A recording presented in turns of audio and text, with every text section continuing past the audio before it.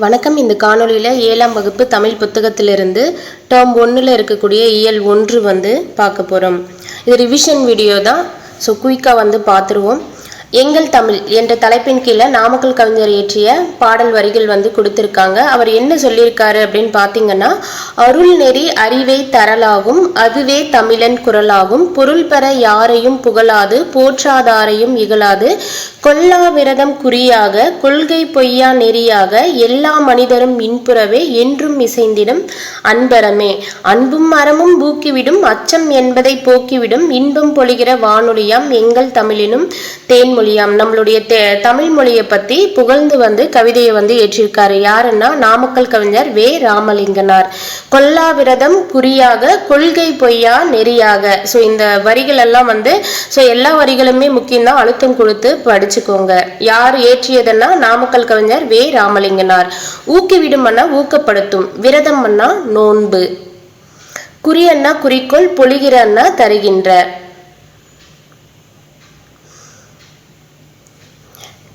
இவரை நாமக்கல் கவிஞர் அப்படின்னு அழைக்கிறாங்க. இவர் ஒரு தமிழறிஞர், கவிஞர், விடுதலை போராட்ட வீரரும் கூட. இவரை காந்திய கவிஞர் அப்படின்னும் அழைப்பாங்க. ஏன் காந்திய கவிஞர் அப்படின்னு அழைக்கப்படுறாங்கன்னா, காந்தியடிகளுடைய கொள்கைகளால ஈர்க்கப்பட்டு அவரை பின்பற்றியதால காந்திய கவிஞர் அப்படின்னு அழைக்கப்படுறாங்க. இது ரொம்ப முக்கியம். தமிழகத்தின் முதல் அரசவை கவிஞர் யாருன்னா நாமக்கல் கவிஞர் வே ராமலிங்கனார். இவர் இயற்றிய நூல்கள் பாத்தீங்கன்னா மலைக்கல்லன், நாமக்கல் கவிஞர் வே ராமலிங்கனார், நாமக்கல் கவிஞர் பாடல்கள், நாமக்கல் கவிஞர் வே ராமலிங்கனார், என் கதை, நாமக்கல் கவிஞர் வே ராமலிங்கனார், சங்குலி என்ற நூலை ஏற்றியதும் நாமக்கல் கவிஞர் வே ராமலிங்கனார். நம்மளுக்கு பாடப்பகுதியில் இருக்கக்கூடிய பாடல் எந்த நூல்ல இருந்து இடம்பெற்றிருக்குன்னா நாமக்கல் கவிஞர் பாடல்கள் என்ற நூல்ல இருந்து இடம்பெற்றிருக்கு. அடுத்து அவருடைய இன்னொரு பாடல் வரிகள் கொடுத்திருக்காங்க பாருங்க.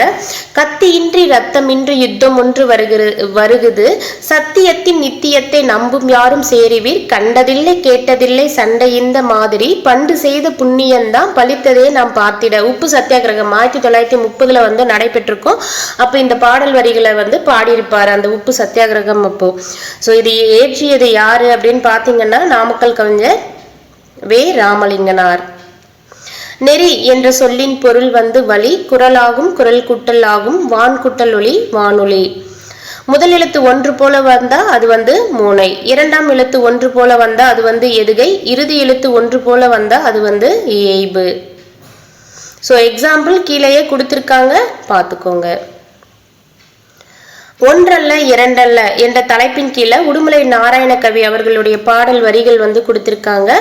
ஒன்றல்ல இரண்டல்ல தம்பி, சொல்ல ஒப்புமை இல்லாத அற்புதம் தமிழ்நாட்டில். தமிழ்நாட்டுல அற்புதங்கள் நிறைய இருக்குன்னு சொல்ல வர்றாரு. தென்றல் தரும் இனிய தேன்மனமும் கமலும், செங்கனியும் பொன்கதிரும் தந்துதவும் நன்செய்வலம், பகை வென்ற திறம்பாடும் பரணி வகை, செலும் பரிபாடல் கலம்பகங்கள் 8 தொகை, வான்புகழ் கொண்ட குரலோடு அகமும் புறமும், செம்பொருள் கண்ட தமிழ் சங்க இலக்கிய பெருஞ்செல்வம், முல்லைக்கு தேர் கொடுத்தான் வேல்பாரி, வான் முகிலினும் புகழ் படைத்த உபகாரி, கவி சொல்லுக்கு தலை கொடுத்தான் அருள் மீறி, இந்த வள்ளலாம் குமணன் போல் வாழ்ந்தனர் வரலாறு. ஸோ உடுமலை நாராயண கவி. உடுமலை நாராயண கவியை பகுத்தறிவு கவிராயர் அப்படின்னு போற்றப்படுவோம். அப்போ நல்லா படிச்சவங்கெல்லாம் என்னெல்லாம் படிச்சிருப்பாங்க? பரணியை படிச்சிருப்பாங்க, பரிபாடல் கலம்பகங்கள் 8 தொகை, அகநானூறு, அகம்புறம், அகநானூறு, புறநானூறு, திருக்குறள் இதெல்லாம் படிச்சிருக்காங்க. பாரியை பத்தி, அவங்களெல்லாம் பத்தி, வள்ளல்கள் பத்தி எல்லாம் படிச்சிருக்காங்கன்ற மாதிரி இந்த பாடல் வரிகள் உடுமலை நாராயண கவி என்றதை ஞாபகம் வச்சுக்கோங்க.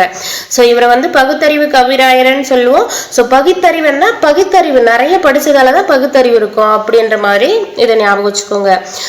ஒப்புமை அப்படின்னா அதனுடைய பொருள் இணை, அற்புதம் வியப்பு, முகில் மேகம், உபகாரி வள்ளல். உங்களுக்கு சொல்லும் பொருளை ஏதாவது ஒரு வார்த்தை கடினமா இருந்தா அதை ஹைலைட் பண்ணிட்டு அழுத்தம் கொடுத்து படிச்சுக்கோங்க.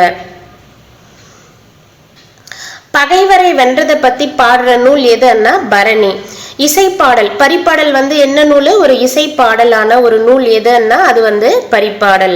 முல்லைக்கு தேர் தந்து மலை மேகத்தை விட புகழ் பெற்றவர் யாருன்னா பாரி அவர்கள், வள்ளல் வேல்பாரி அவர்கள். பாரி என்னாலும் அவர் தான், வள்ளல் வேல்பாரி என்னாலும் பாரி அவர் தான் சொல்றாங்க. புலவரின் சொல்லுக்காக தன்னுடைய தலையே தர துணிந்தவன் யாரு அப்படின்னா குமண வள்ளல். பகுத்தறிவு கவிராயர் என புகழப்படுபவர் யாருன்னா உடுமலை நாராயண கவி. இவர் வந்து பாத்தீங்கன்னா தமிழ் திரைப்பட பாடல் ஆசிரியராகவும் நாடக எழுத்தாளராகவும் புகழ் பெற்றிருக்காரு. ஸோ உடுமலை நாராயண கவி பகுத்தறிவு கவிராயன் அப்படின்ட்டு புகழப்படுறாரு. இவர் வந்து பாத்தீங்கன்னா தமிழ்ல திரைப்பட பாடல் ஆசிரியராக இருந்திருக்காரு. சேம் டைம் வந்து நாடக எழுத்தாளராகவும் புகழ் பெற்றவராக இருந்திருக்காரு. இவருடைய பாடல்கள் மூலமா வந்து பகுத்தறிவு கருத்துக்களை பரப்பியதாலதான் இவரை பகுத்தறிவு கவிராயர் அப்படின்னு அழைச்சிருப்பாங்க. நாட்டுப்புற இசையின் எளிமையை கையாண்ட கவிதைகள் எழுதியவர். ஸோ இதை இப்போ வந்து டிஎன்பிசியில் எப்படி கொஸ்டின் எடுப்பாங்கன்னே சொல்ல முடியாது. அதனால நூல்வெளி மட்டும் நீங்க எப்போ படிச்சாலும் ஃபுல்லாவே படிங்க. முக்கியமானதை நீட்டு ஹைலைட் பண்ணி மட்டும் இல்லை, அவர் கவிஞர் எழுத்தாளர் அதுல இருந்து ஏதாவது மாறி ஏதாவது கொடுத்திருந்தாலும் நீங்க எப்போ எங்க நூல்வெளி ஆசிரியர் குறிப்பு ஏதாவது படிச்சாலும் A to Z full detail வாசிங்க. ஒவ்வொரு வாட்டி படிக்கும் போதும் ஒன்று விடாம வாசிங்க. நூல்வெளியும் ஆசிரியர் குறிப்பு, பழைய புக்கில் ஆசிரியர் குறிப்பு செப்பரேட்டா இருக்கும். ஸோ அது வாசிக்கும் போதும் எல்லாமே வாசிச்சிருங்க. நாட்டுப்புற இசையின் எளிமையை கையாண்டு கவிதைகளை எழுதியவர் யாருன்னா உடுமலை நாராயண கவி. பகைவரை வெற்றி கொண்டவரை பாடும் இலக்கியம் எதன்னா பரணி. வானில் முகில் கூட்டம் திரண்டால் மழை பொழியும். முகிலன்னா மேகம். இரண்டல்லன்னா இரண்டு குட்டல் அல்ல. தந்துதவும் அண்ணா தந்து குட்டல் உதவும். ஒப்புமை குட்டல் இல்லாத ஒப்புமை இல்லாத. பேச்சு மொழியும் எழுத்து மொழியும். வாயால பேசப்பட்டு பிறரால கேட்கப்பட்டு உணரப்படுவதுதான் வந்து பேச்சு மொழி. பேசுறதும் கேட்கிறதும் வந்து மொழியினுடைய முதல் நிலை. எழுத்து மொழி அப்படின்னா என்னன்னு பாத்தீங்கன்னா நம்ம எழுதுறது வரி வடிவமாக எழுதப்பட்டு படிக்கப்படுவதுதான் வந்து எழுத்து மொழி. எழுத்து மொழியை வந்து பாத்தீங்கன்னா எழுதுறதும் படிக்கிறதையும் வந்து மொழியின் இரண்டாம் நிலை. ஸோ மொழியின் முதல் நிலை என்ன பேசுறது கேட்கிறது, மொழியின் இரண்டாம் நிலை என்ன எழுதுறது படிக்கிறது. உடனடி பயன்பாட்டிற்கு உரியது எந்த மொழின்னா பேச்சு மொழி. நீண்ட கால பயன்பாட்டிற்கு உரியது எதுன்னா எழுத்து மொழி. எது வந்து எந்த மொழி வந்து உயிர் நாடியாக விளங்குகிறது அப்படின்னா பேச்சு மொழி வந்து மொழியின் உயிர் நாடியாக விளங்குகிறது. பேச்சு மொழிக்கே இருக்கக்கூடிய சிறப்பு என்னன்னு பாத்தீங்கன்னா நம்மளுடைய உணர்வுகளை வந்து எளிதாக வெளிப்படுத்தும். அது மட்டும் இல்லாம நம்மளுடைய கருத்தை வெளிப்படுத்துவது மட்டுமே நோக்கமாக கொண்டதுதான் பேச்சு மொழி அப்படின்னு சொல்றாங்க. பேசப்படும் சொற்கள் மட்டுமின்றி பேசுபவருடைய உடல் மொழி ஒலிப்பதில் வந்து ஏற்ற இறக்கம் எல்லாமே வந்து பேச்சு மொழியின் சிறப்பு கூறுகள் அப்படின்னு குறிப்பிடுறாங்க. பேச்சு மொழியில வந்து பாத்தீங்கன்னா ஒவ்வொரு இடத்துல ஒரே வார்த்தையை எந்த இடத்துல சொல்றோமோ அதை பொறுத்து பொருள் மாறுபடும் அப்படின்னு சொல்றாங்க. குழந்தையை நல்லா கவனிங்க என்ற சொல்லும் போது அங்க கவனி என்ற சொல் வந்து குழந்தைய வந்து பேணுதல் அப்படின்ற பொருள்ல வந்து வருது. அதே வந்து நில் கவனி செல் அங்க இருக்கக்கூடிய கவனி என்ற வார்த்தை வந்து பாதுகாப்பு பொருளை வந்து தருதுன்றத குறிப்பிடுறாங்க.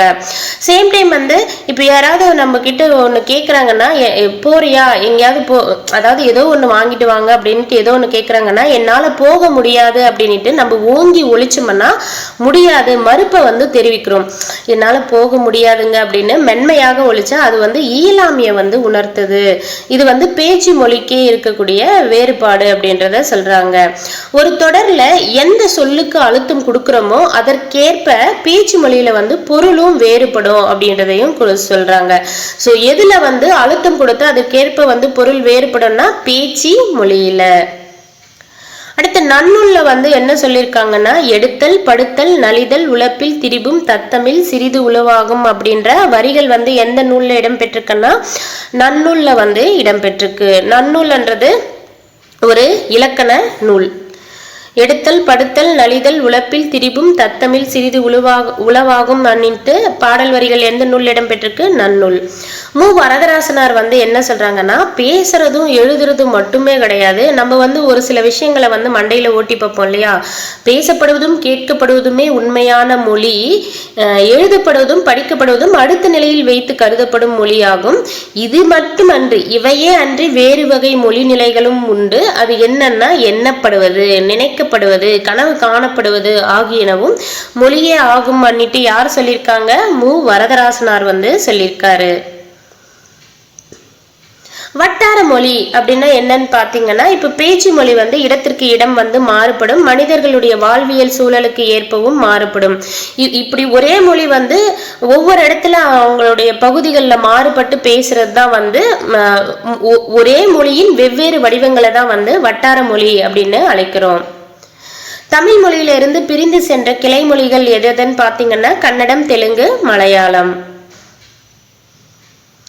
எழுத்து மொழி வந்து பாத்தீங்கன்னா பேச்சு மொழிக்கு நம் தந்த வரி வடிவம் தான் வந்து எழுத்து மொழி அப்படின்னு சொல்றாங்க. ஒரு மொழியானது நீண்ட காலம் நிலை பெறுவதற்கு வந்து எந்த வடிவம் வந்து இன்றியமையாததுன்னா எழுத்து வடிவம். எழுத்து வடிவத்துல வந்து பாத்தீங்கன்னா சொற்கள் வந்து சிதைவதில்லை, ஆனா காலத்துக்கு ஏற்ற மாதிரி வரி வடிவம் மட்டும் மாறுபடும். பேச்சு மொழியை வந்து உலக வழக்கு அப்படின்னு சொல்லுவாங்க, எழுத்து மொழியை வந்து இலக்கிய வழக்கு அப்படின்னு சொல்லுவாங்க. பேச்சு மொழிக்கும் எழுத்து மொழிக்கும் வந்து சில வேறுபாடுகள் வந்து இருக்கு. அது என்னன்னு பாத்தீங்கன்னா, பேச்சு மொழியில வந்து சொற்கள் பெரும்பாலும் வந்து குறுகி ஒலிக்கும், எழுத்து மொழியில வந்து பாத்தீங்கன்னா சொற்கள் வந்து முழுமையாக ஒலிக்கும். ஸோ பேச்சு மொழியில நம்ம என்ன பண்ணுவோம், சட்டன்னு வார்த்தையை வந்து சுருக்கிடுவோம், வாங்கன்றத வா அப்படின்னு சொல்லுவோம். இங்க எடுத்துக்காட்டு கொடுத்துருக்காங்க பாருங்க, நல்லா சாப்பிட்டான்ன்றது பேச்சு மொழி, அதை எழுதும் போது எப்படி எழுதுவோம், நன்றாக சாப்பிட்டான் அப்படின்னு எழுதுவோம். ஸோ பேச்சு மொழியில வந்து சொற்கள் வந்து பெரும்பாலும் வந்து குறுகி ஒலிக்கும், எழுத்து மொழியில சொற்கள் வந்து முழுமையாக எழுதப்படும். அடுத்து வந்து பாருங்க, பேச்சு மொழிக்கும் எழுத்து மொழிக்கும் இடையே பெரிய அளவுல வேறுபாடு இருந்தா அது என்னன்னு சொல்லுவாங்கன்னா இரட்டை வழக்கு மொழி அப்படின்னு சொல்லுவாங்க. தமிழ்ல வந்து பழங்காலம் முதலே பேச்சு மொழிக்கும் எழுத்து மொழிக்கும் வந்து இடையே வேறுபாடு வந்து இருந்திருக்கு. அது தொல்காப்பியர் எப்படி சொல்லியிருக்காருன்னா, இதை வந்து உலக வழக்கு செய்யுள் வழக்கு அப்படின்னு குறிப்பிட்டிருக்காரு. பேச்சு மொழிக்கும் எழுத்து மொழிக்கும் இடையே வந்து தமிழ் மொழியில வந்து வேறுபாடு இருந்திருக்கு. அப்படி வேறுபாடு இருந்தா அது இரட்டை வழக்கு மொழி அப்படின்னு சொல்லுவோம். தொல்காப்பியர் என்ன சொல்லியிருக்காரு, இந்த வேறுபாடு இருக்கிறதுனா இவற்றை உலக வழக்கு செய்யுள் வழக்கு அப்படின்னுட்டு குறிப்பிட்டிருக்காரு. குழந்தைகளுக்கு வந்து தாய்மொழி வந்து எப்படி அறிமுகமாகுதுன்னா, பாக்ஸ்ல இருக்கிறது சொல்றேன், தெரிந்து தெளிவும். குழந்தைகளுக்கு வந்து தாய்மொழி எப்படி அறிமுகமாகுதுன்னா, கேட்கறதாலையும் பேசுறதாலையும், அவங்க காதால கேட்டு பேசுவாங்க, அதன் மூலயமா வந்து குழந்தைகளுக்கு தாய்மொழி வந்து அறிமுகமாகுது. படிக்கிறது எழுதுறது மூலயமா வந்து இரண்டாம் நிலையில பிற மொழிகள் வந்து குழந்தைகளுக்கு அறிமுகம் ஆகுது. எழுத்து மொழி வந்து பாத்தீங்கன்னா எப்பவுமே வந்து திருத்தமான மொழி நடையில வந்து அமையும். ஸோ நன்றாக சாப்பிட்டான் அப்படின்னு தான் எழுதுவோம், அப்போ திருத்தமான மொழி நடையில் அமையும். பேச்சு மொழி வந்து பாத்தீங்கன்னா திருத்தமான இலக்கிய நடையில் அமைவது இல்லை. எழுத்து மொழியில எதுல வந்து மொழி தூய்மை வந்து பேணப்படுறது, பேசுறது இல்லையா எழுதுறது இல்லையா அப்படின்னு பாத்தீங்கன்னா எழுத்து மொழியில தான் வந்து பெரும்பாலும் மொழி தூய்மை பேணப்படுகிறது. ஒரு மொழி வந்து உயிரோட வாழ்வதற்கு எது தேவைன்னா பேச்சு மொழி வந்து தேவை. காலம் கடந்து ஒரு மொழி வாழணும்னா எழுத்து மொழி வந்து தேவைப்படுகின்றனன்றத சொல்றாங்க. ஸோ ஒரு மொழி உயிர்ப்போட இருக்கணும்னா பேச்சு மொழி அவசியம், காலம் கடந்து வாழ எழுத்து மொழி தேவை. தமிழ்ல வந்து பாத்தீங்கன்னா பேச்சு மொழிக்கும் எழுத்து மொழிக்கும் இடையே வேறுபாடு உண்டு. அதனால தமிழை வந்து என்னன்னு சொல்றாங்க, இரட்டை வழக்கு மொழி அப்படின்னு சொல்றாங்க.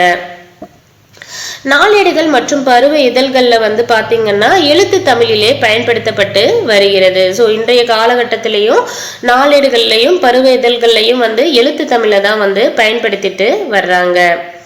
அடுத்து பாக்ஸ்ல இருக்கிறத வந்து பாருங்க, என்ன சொல்றாங்கன்னா, இந்த காலத்துல வந்து அறிவியல் டெக்னாலஜியால வந்து இப்போ வந்து நம்ம என்ன பண்ணலாம், வீடியோ ஆடியோ ரெக்கார்டெல்லாம் வந்து ரெக்கார்ட் பண்ணி வச்சுக்கலாம். அதனால என்ன சொல்றாங்கன்னா பேச்சு மொழியும் வந்து நீண்ட காலம் நிலைத்து நிற்கும் நிலை வந்து ஏற்பட்டுள்ளதுன்றதை சொல்லியிருக்காங்க. ஸோ ஒளிப்பதிவுன்றது வீடியோ ரெக்கார்ட் அண்ட் ஆடியோ ரெக்கார்டை தான் வந்து சொல்றாங்க. அடுத்து இந்த பாடல் வரிகள் ரொம்ப முக்கியம். எளிய நடையில தமிழ் நூல் வந்து எழுதிடவும் வேண்டும், இலக்கண நூல் புதிதாக ஏற்றுதலும் வேண்டும், வெளியுலகில் சிந்தனையில் புதிதாக விளைந்துள்ள எவற்றனுக்கும் பெயர்கள் எல்லாம் கண்டு தெளிவுறுத்தும் படங்களோடு சுவடெல்லாம் செய்து செந்தமிழை செழுந்தமிழாய் செய்வதும் வேண்டும். அதுதான் என்னுடைய ஆசை அப்படின்னு சொன்னது யாருன்னா பாவேந்தர் பாரதிதாசன். பாவேந்தர் புரட்சிக்கவி பாரதிதாசன் அவர்கள் வந்து சொல்லியிருக்காரு. எளிய நடையில் தமிழ் நூல் எழுதிடவும் வேண்டும், இலக்கண நூல் புதிதாக ஏற்றுதலும் வேண்டும், வெளியுலகில் சிந்தனையில் புதிதாக விளைந்துள்ள எவற்றனுக்கும் பெயர்கள் எல்லாம் கண்டு தெளிவுறுத்தும் படங்களோடு சூடெல்லாம் செய்து செந்தமிழை செழுந்தமிழாய் செய்வதும் வேண்டும் அப்படின்னு சொன்னவர் யாருன்னா பாவேந்தர் பாரதிதாசன். கீழே பாருங்க எக்ஸாம்பிளில் வந்து பேச்சு மொழியும் எழுத்து மொழியும் எப்படி அமையும் அப்படின்ட்டு எக்ஸாம்பிள் கொடுத்துருக்காங்க. அம்மா பசிக்குது, எனக்கு சோறு வேணும்.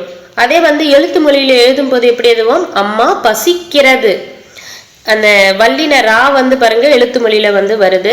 எனக்கு சோறு வேண்டும், மேல வந்து வேணும் அப்படின்னு கேட்போம். பட் எழுத்து மொழியில எழுதும் போது வேண்டும் அப்படின்ட்டு குறிப்பிடுறோம்.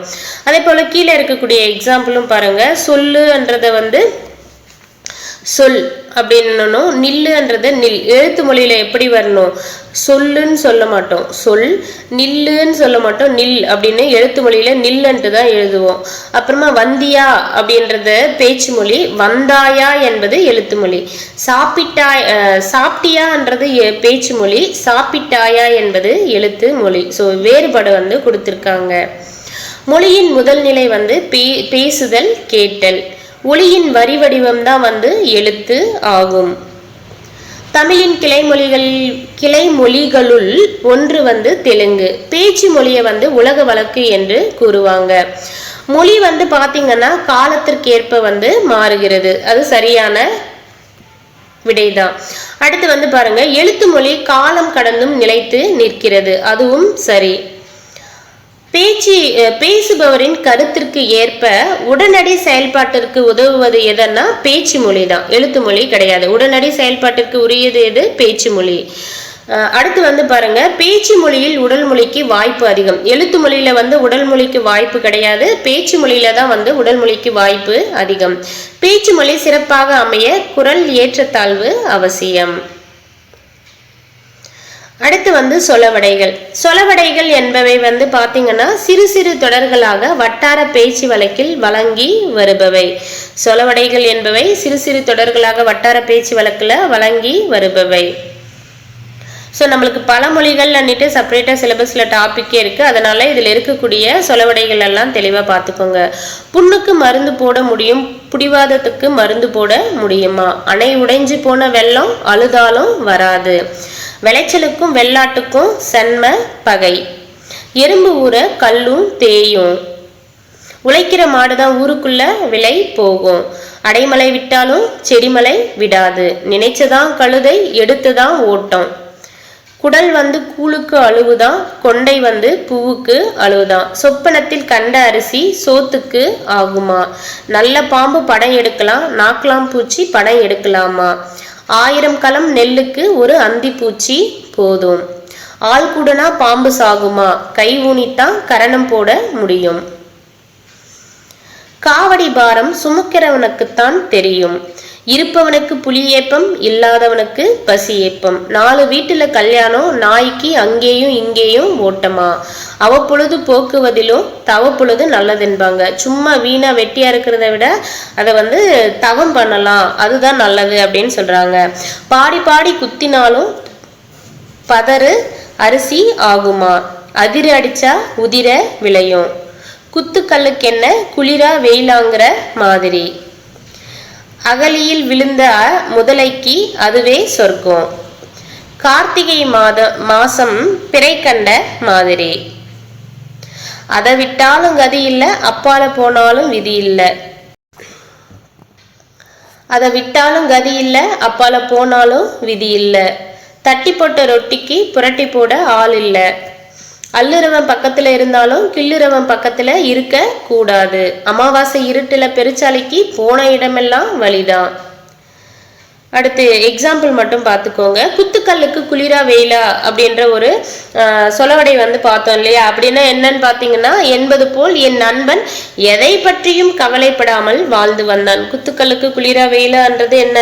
குளிர் அடிச்சாலும் அதுக்கு பிரச்சனை இல்லை, வெயில் வந்தாலும் பிரச்சனை இல்லை. அது போல என் நண்பன் வந்து எதை பற்றியும் கவலைப்படாமல் வாழ்ந்து வந்தான். அடுத்து வந்து குற்றிய லுகரம், குற்றிய லிகரம். தமிழ் எழுத்துக்களை வந்து முதல் எழுத்து சார்பெழுத்து அப்படின்ட்டு 2 வகையாக பிரிப்போம். அது உங்களுக்கு தெரியும். தமிழ் எழுத்துக்களை வந்து எத்தனை வகையாக பிரிக்கிறாங்க? 2 வகையாக பிரிக்கிறாங்க. ஒன்று முதல் எழுத்து, இன்னொன்று வந்து சார்பெழுத்து. முதல் எழுத்துன்னா என்னன்னு பார்த்தீங்கன்னா, உயிரெழுத்துக்களான 12ம் மெய்யெழுத்துக்கள் வந்து 18ம் சேர்ந்த 30 எழுத்துக்கள் தான் வந்து முதல் எழுத்துக்கள். சார்பெழுத்துக்கள் எத்தனை வகைப்படும்னா 10 வகைப்படும். அவை என்னென்னு பார்த்தீங்கன்னா, உயிர்மெய், ஆயுதம், உயிரிழபடை, ஒற்றலபடை, குற்றியலிகரம், குற்றியலுகரம், ஐகாரகுர்க்கம், ஔகாரகுர்க்கம், மகரகுர்க்கம், ஆயுத குர்க்கம். குற்றியலுகரம். குற்றியலுகரம் அப்படின்னா என்னன்னு பாத்தீங்கன்னா, குழந்தை வகுப்பு பாக்கு. இதுல வந்து கு அப்படின்ற வார்த்தையை வந்து பாருங்க, சொல்லி பாருங்கள். 3 சொற்களிலும் கு என்பது எழுத்து உச்சரிப்பில வந்து வேறுபாடு இருக்கிறத காணலாம் அப்படின்னு சொல்றாங்க. நீங்களே பொறுமையா அதை சொல்லி பாருங்க, உங்களுக்கே தெரியும் அந்த கு என்ற வார்த்தையை வந்து வேறுபாடு இருக்கிறத வந்து ஃபீல் பண்ணுவீங்க. ஒரு அந்த கூன்றது ஒரு உகரம் தானே, இக்கு குட்டல் ஊ அப்படின்னு தானே சொல்லுவோம். அப்போ வந்து அது ஒரு உகர வார்த்தை. ஸோ சொல்லின் முதலிலும் இடையிலும் வரும்போது முழுமையாக ஒலிக்கும். ஸோ அந்த கூ என்ற வார்த்தை வந்து முதல்லையும் இடையிலையும் வருதுன்னா கூன்றது ஒரு குறில் எழுத்து, அதுக்கான முழு மாத்திரை ஒரு மாத்திரை அளவில் வந்து முழுமையாக ஒலிக்கும். அதே வந்து சொல்லின் இறுதியில வரும்போது அதனுடைய ஒரு மாத்திரைக்கு பதிலாக அரை மாத்திரை அளவே ஒலிக்கிறது என்றதை கொடுத்திருக்காங்க. அப்படி எது எந்தெந்த உகர வார்த்தை அது போல ஒலிக்கும் அப்படின்னா, வல்லின எழுத்துக்கள் இருக்கு இல்லையா, கசட தப்பரன்னு சொல்லுவோம் இல்லையா, அந்த வல்லின உகரங்கள், வல்லின எழுத்துக்கள்ல வரக்கூடிய வல்லின உகரங்கள் கூ, சூடு, தூப்பூரு, இந்த 6 வல்லின உகரங்களும் சொல்லின் இறுதியில வரும்போது என்ன பண்ணோம்னா அதற்குரிய ஒரு மாத்திரைக்கு பதிலாக அரை மாத்திரை அளவு தான் வந்து ஒலிக்கும். இப்படி தனக்கு உரிய ஓசையில் குறைந்து ஒலிக்கும் உகரம் தான் என்னன்னு சொல்றோம், குற்றிய லுகரம் அப்படின்னுட்டு அழைக்கிறோம். குற்றிய லுகரத்தை எப்படி பிரிக்கலாம்னா குறுமை குட்டல், இயல் குட்டல், உகரம் அப்படின்னு பிரிக்கலாம். எடுத்துக்காட்டு வந்து பாருங்க, குற்றிய லுகரம் வந்து 6 வகைப்படும். அந்த 6 வகைக்கான எக்ஸாம்பிளும் இங்கேயே கொடுத்திருக்காங்க. நான் தெளிவா சொல்லிடுறேன், பார்த்துக்கோங்க. ஆல்ரெடி இது ரிவிஷன் வீடியோன்றதால எல்லாருமே படிச்சிருப்பீங்க அப்படின்னு நம்புறேன். அதனால டக்குன்னு சொன்னாவே புரியணும்ட்டு நான் நம்புறேன். ஸோ நீங்க ஃபர்ஸ்ட் டைம் படிக்கிறீங்கன்னா ரிவிஷன் வீடியோ பார்க்காதீங்க, டீட்டெயில்டா வந்து எக்ஸ்பிளைன் பண்ணி இலக்கணத்துக்கே செப்பரேட்டா பிளேலிஸ்டும் போட்டிருக்கேன், 6th to 10th அன்னிட்டு அதை செக் பண்ணுங்க. இப்போ காசு, கா என்றது ஒரு நெடில் எழுத்து, அதை எடுத்து வல்லின உகரம் வந்திருக்கிறதால இது வந்து நெடில் தொடர் குற்றிய லுகரம். அடுத்து வந்து பாருங்க, கூன்றது வல்லின உகரம், அதுக்கு முன்னாடி என்ன இருக்கு, ஆயுத எழுத்து இருக்கு, அப்போ இது வந்து ஆயுத தொடர் குற்றிய லுகரம். அடுத்து வந்து பாருங்க, ரூன்றது வல்லின உகரம், அதுக்கு முன்னாடி என்ன இருக்கு, யா இருக்கு. யா எப்படி பிரிக்கலாம்னா ஈ குட்டல் ஆ அப்படின்னு பிரிக்கலாம். அப்போ ரூக்கு பக்கத்துல வந்து உயிரெழுத்து, ஈ குட்டல் ஆண் பிரிச்சா ரூக்கு பக்கத்துல வந்து உயிரெழுத்து வந்து ஆத் என்ன வருது, அப்போ வந்து இது உயிர் தொடர் குற்றிய லுகரம். அடுத்து பாருங்க, பாட்டு லாஸ்ட் வந்து வல்லின உகரம் இருக்கான்னு பார்த்துக்கணும். பார்த்த பிறகு முன்னாடி இருக்கக்கூடிய எழுத்தை பொறுத்து அது என்ன குற்றிய லுகரம். குற்றிய லுகரம் 6 வகைகள்ல என்னன்றது டிசைட் ஆகும். இப்போ 2க்கு அடுத்து என்ன இருக்கு, வல்லின மெய்யெழுத்து இருக்கு. அப்போ வந்து இது வன்தொடர் குற்றிய லுகரம். அதே போல தூ என்ற எழுத்து பக்கத்துல என்ன இருக்கு, மெல்லின எழுத்தான இந்து வந்து இருக்கு, அப்போ இது மென்தொடர் குற்றிய லுகரம். அதே போல சால்பு, பூ என்ற உகர எழுத்துக்கு முன்னாடி இடையின மெய்யெழுத்தான இல் வந்து இருக்கிறதால இது இடைத்தொடர் குற்றிய லுகரம். ஸோ இது புரிஞ்சதுன்னா அடுத்து வருது டக்கு டக்குன்னு போயிடலாம். தனிக்குறள் எழுத்தை அடித்து வரும் வல்லின உகரங்கள். ஸோ இப்போ வந்து முற்றிய லுகரம் அப்படின்ட்டு ஒன்று இருக்கு, அதை வந்து எப்போ வரும் அப்படின்னு சொல்றாங்க. இப்போ ஒரு நெடில் எழுத்து தொடர்ந்து ஒரு வல்லின உகரம் வந்துச்சுன்னா அது வந்து நெடில் தொடர் குற்றிய லுகரம் அப்படின்னு வந்து பார்த்தோம். அதே வந்து தனிக்குறள் எழுத்தை வந்து அடுத்து ஒரு வல்லின உகரம் வந்துச்சு அப்படின்னா அது வந்து அதனுடைய மாத்திரை அளவு வந்து குறையாது, முழுமையாக ஒலிக்கும் அப்படின்னு சொல்றாங்க. அப்படி ஒலிச்சதுன்னா அது வந்து முற்றிய லுகரம். முற்றும் அந்த மாத்திரை குறையாம ஃபுல்லா அப்படியே ஒலிக்குதுன்னா அது முற்றிய லுகரம். அதே போல வல்லினம் அல்லாத உகரங்கள் எப்போதும் முழுமையாகவே ஒலிக்கும். இவ்வாறு ஓசை குறையாமல் ஒரு மாத்திரை அளவில் முழுமையாக ஒலிப்பதை தான் என்னன்னு சொல்றோம், முற்றிய லுகரம் அப்படின்னு சொல்றோம். எக்ஸாம்பிள் கீழே வந்து கொடுத்திருக்காங்க பாருங்க. புகுன்றது புகு, பசு, விடு, அது, வரு, மாவு, ஏழு இதெல்லாம் வந்து பாத்தீங்கன்னா முற்றிய லுகரம். தெரிந்து தெளிவோம் என்றதுல வந்து கொடுத்திருக்காங்க. தமிழ்ல வந்து எழுத்துக்களை வந்து குறிப்பிடுவதற்கு கரம், கான், காரம், கேனம் ஆகிய எழுத்து சாரியைகளை வந்து பயன்படுத்துறோம்ன்றது சொல்லியிருக்காங்க. குறில் எழுத்துக்களை குறிக்க வந்து பயன்படுத்துறது எதுன்னா கரம், நெடில் எழுத்துக்களை குறிக்க எதை பயன்படுத்துறோம்னா கான், குறில் நெடில் எழுத்துக்களை குறிக்க வந்து காரம், ஆயுத எழுத்தை குறிக்க வந்து கேனம்.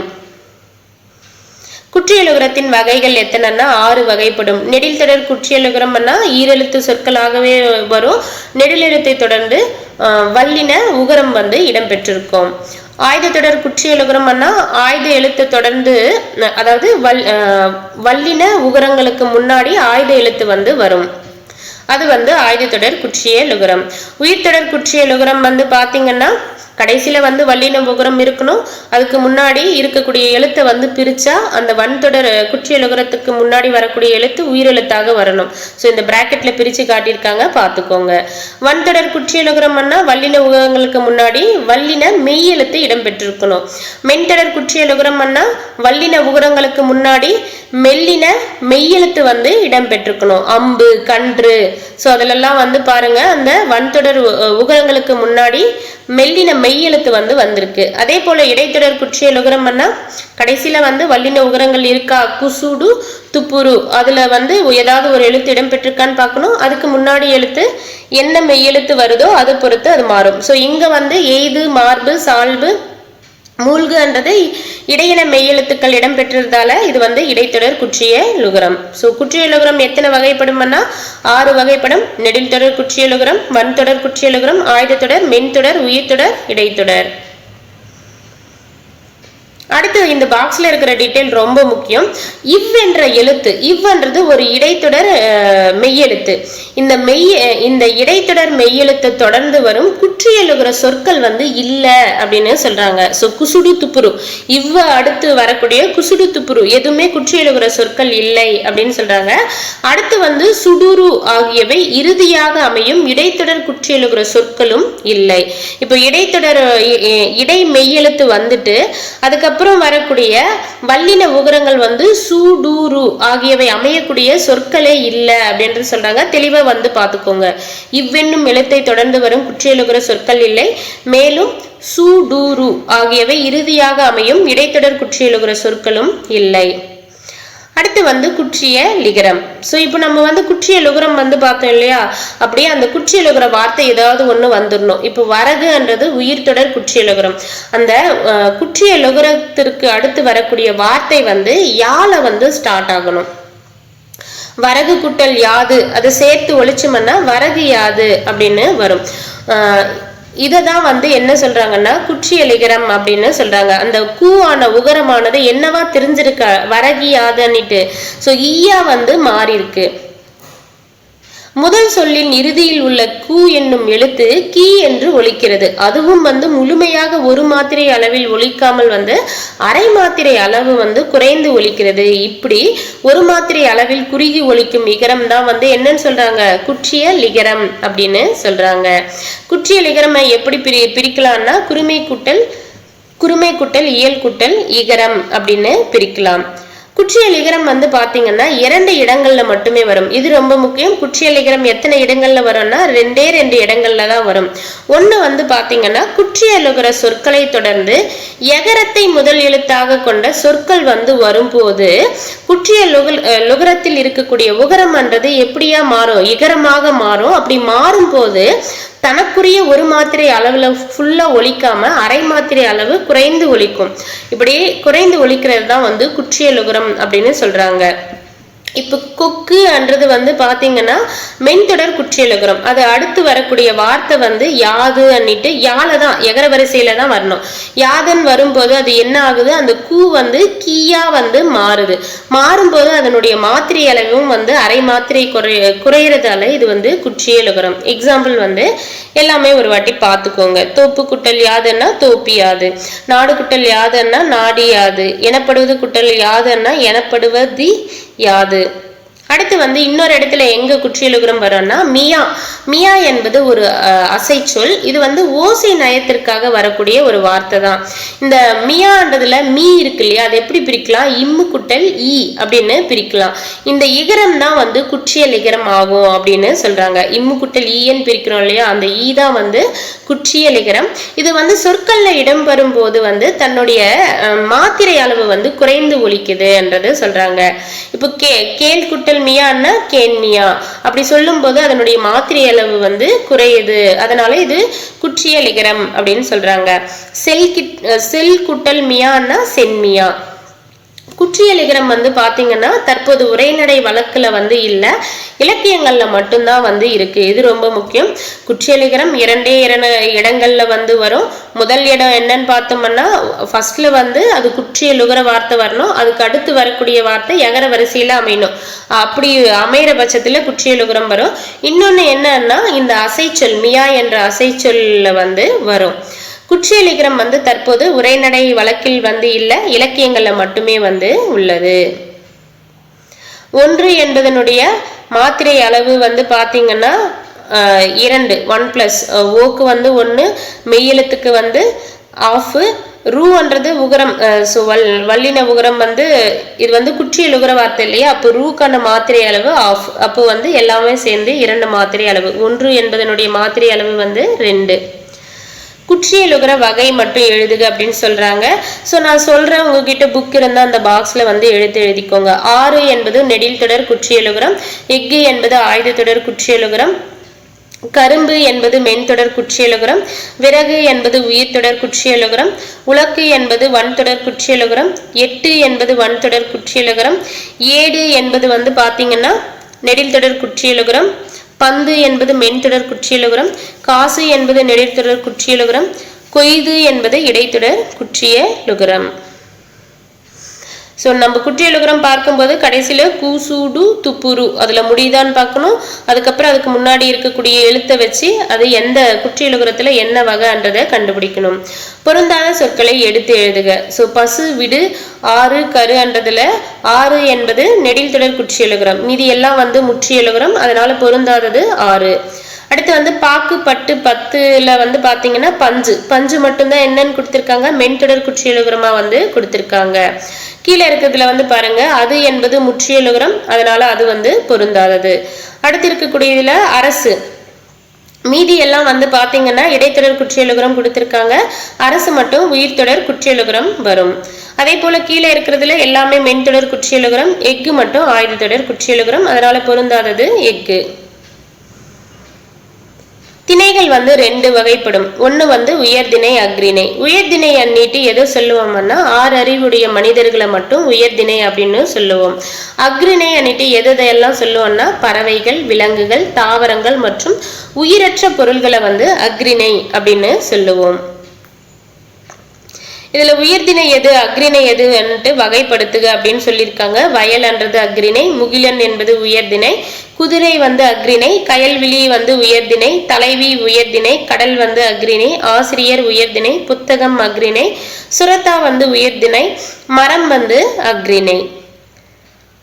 தொகை சொற்கள் இருதிணை என்ன உயர்திணை அக்ரிணை, முக்கணி என்ன மாப்பலா வாழை, முத்தமிழ் என்ன இயல் இசை நாடகம், நாற்றிசை என்ன கிழக்கு மேற்கு வடக்கு தெற்கு, ஐவகை நிலம் என்ன குறிஞ்சி முல்லை மருதம் நெய்தல் பாலை, அறுசுவை என்ன இனிப்பு புளிப்பு உவர்ப்பு கசப்பு கார்ப்பு துவர்ப்பு.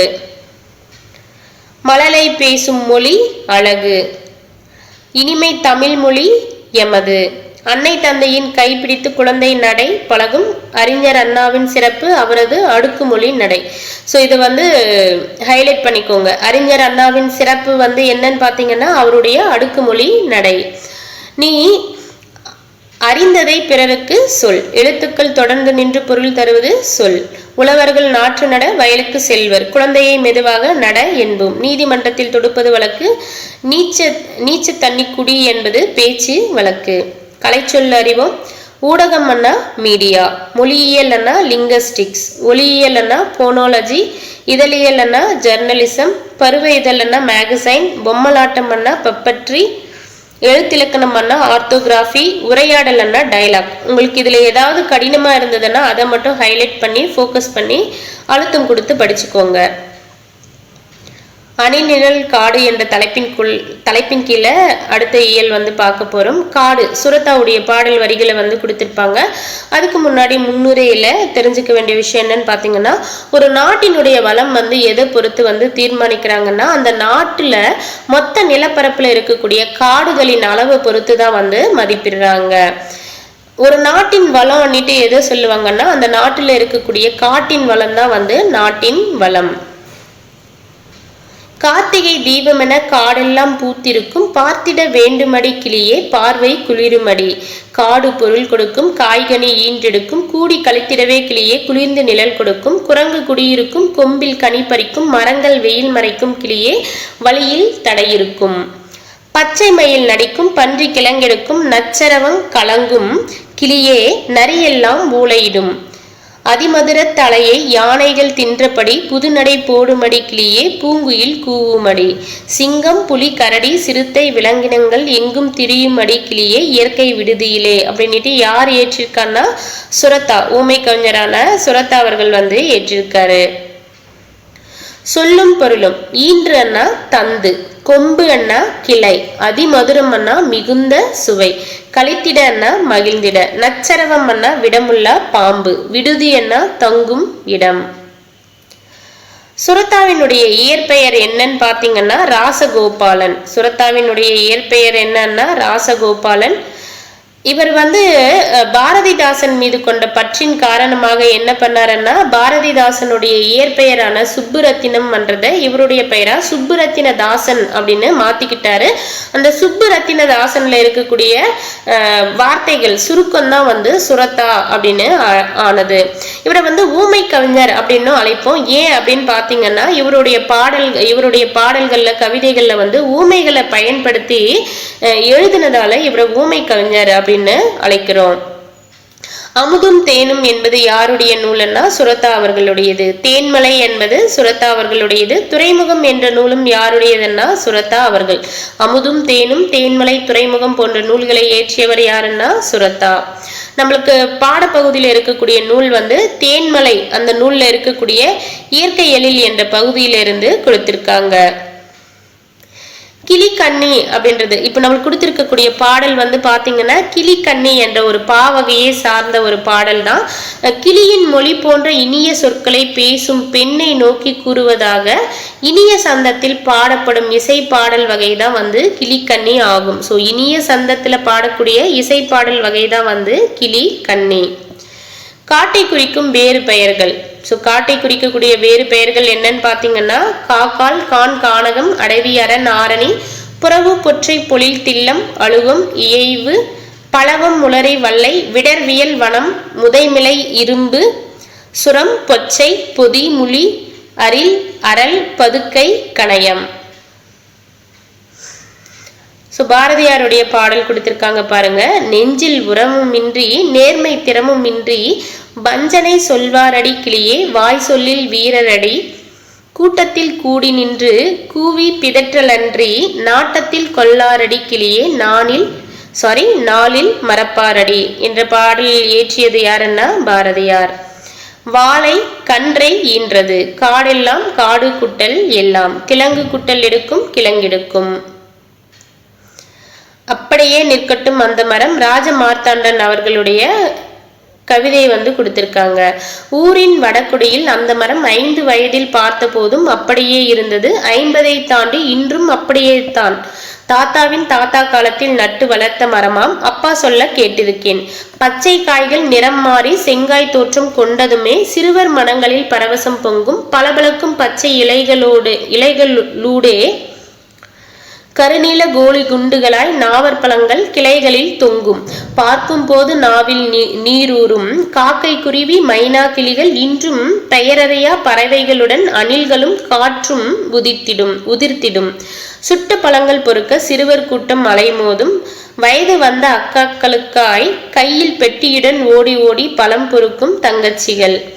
இரவில் மெல்லிய நிலவொளியில் படையெடுத்து வரும் பழந்தின்னி ஒவ்வாள் கூட்டம், தோப்பு முழக்கு பரவி கிடக்கும் மரத்தின் குளிர்ந்த நிழலிலே கிளியாந்தட்டின் சுவாரஸ்யம். புளியமிலாருடன் அப்பா வரும் வரை நேற்று மதியம் நண்பர்களுடன் என் மகன் விளையாடியதும் அந்த மரத்தின் நிழல்தானே. பெருமளவு வாழ்ந்த மரம் நேற்றிரவு பேய்காற்றில் வேரோடு சாய்ந்து விட்டதாமே. விடிந்தும் விடியாததுமாய் துஷ்டி கேட்கும் பதற்றத்தில் விரைந்து செல்கின்றனர் ஊர் மக்கள் குஞ்சு குழுவான்களோடு.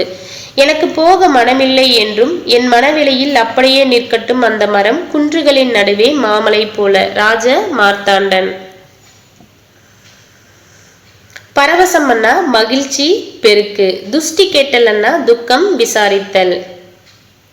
ராஜ மார்த்தாண்டன் என்பவர் வந்து பாத்தீங்கன்னா ஒரு கவிஞர், இதழாளர், கவிதை திறனாய்வாளர் என பன்முக திறன்கள் பெற்றவர். இவர் வந்து கொல்லிப்பாவை என்ற சிற்றிதழை வந்து நடத்தியிருக்காரு. கொல்லிப்பாவை என்ற சிற்றிதழை நடத்தியவர் யாருன்னா ராஜ மார்த்தாண்டன். ராஜ மார்த்தாண்டன் கவிதைகள் என்னும் நூலுக்காக தமிழக வளர்ச்சித்துறையின் பரிசையும் வந்து பெற்றிருக்காரு. ராஜ மார்த்தாண்டன் எந்த நூலுக்காக தமிழ் வளர்ச்சித்துறையின் பரிசை வாங்கினாருன்னா ராஜ மார்த்தாண்டன் கவிதைகள் என்னும் நூலுக்காக தமிழ் வளர்ச்சித்துறையின் பரிசை வந்து வாங்கியிருக்காரு. சிறந்த தமிழ் கவிதைகளை தொகுத்து எந்த தலைப்பின் கீழே நூலாக்கி இருக்காரு ராஜ மார்த்தாண்டன்னா கொங்கு தேர் வாழ்க்கை.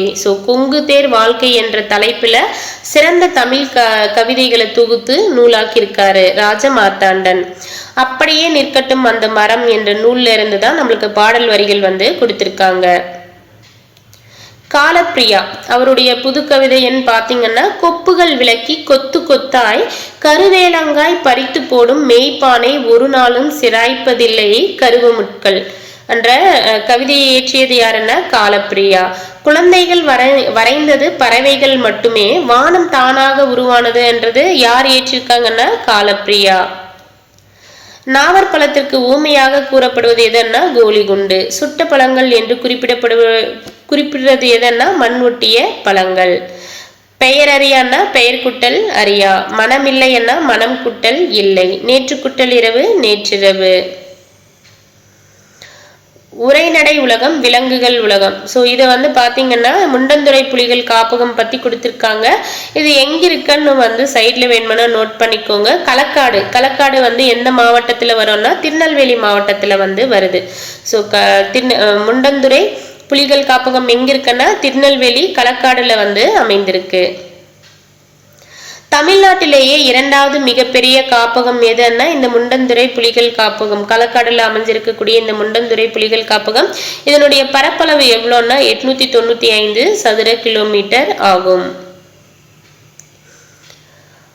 உலகில வந்து பாத்தீங்கன்னா 2 வகையான யானைகள் வந்து இருக்கு. இங்க மேல கொடுத்திருக்காங்க பாருங்க, ஆசிய யானை, ஆப்பிரிக்கா யானை. உலகிலேயே எத்தனை வகையான யானைகள் இருக்குன்னா 2 வகையான யானைகள் இருக்கு. அந்த 2 வகை வந்து ஆசிய யானை, ஆப்பிரிக்க யானை.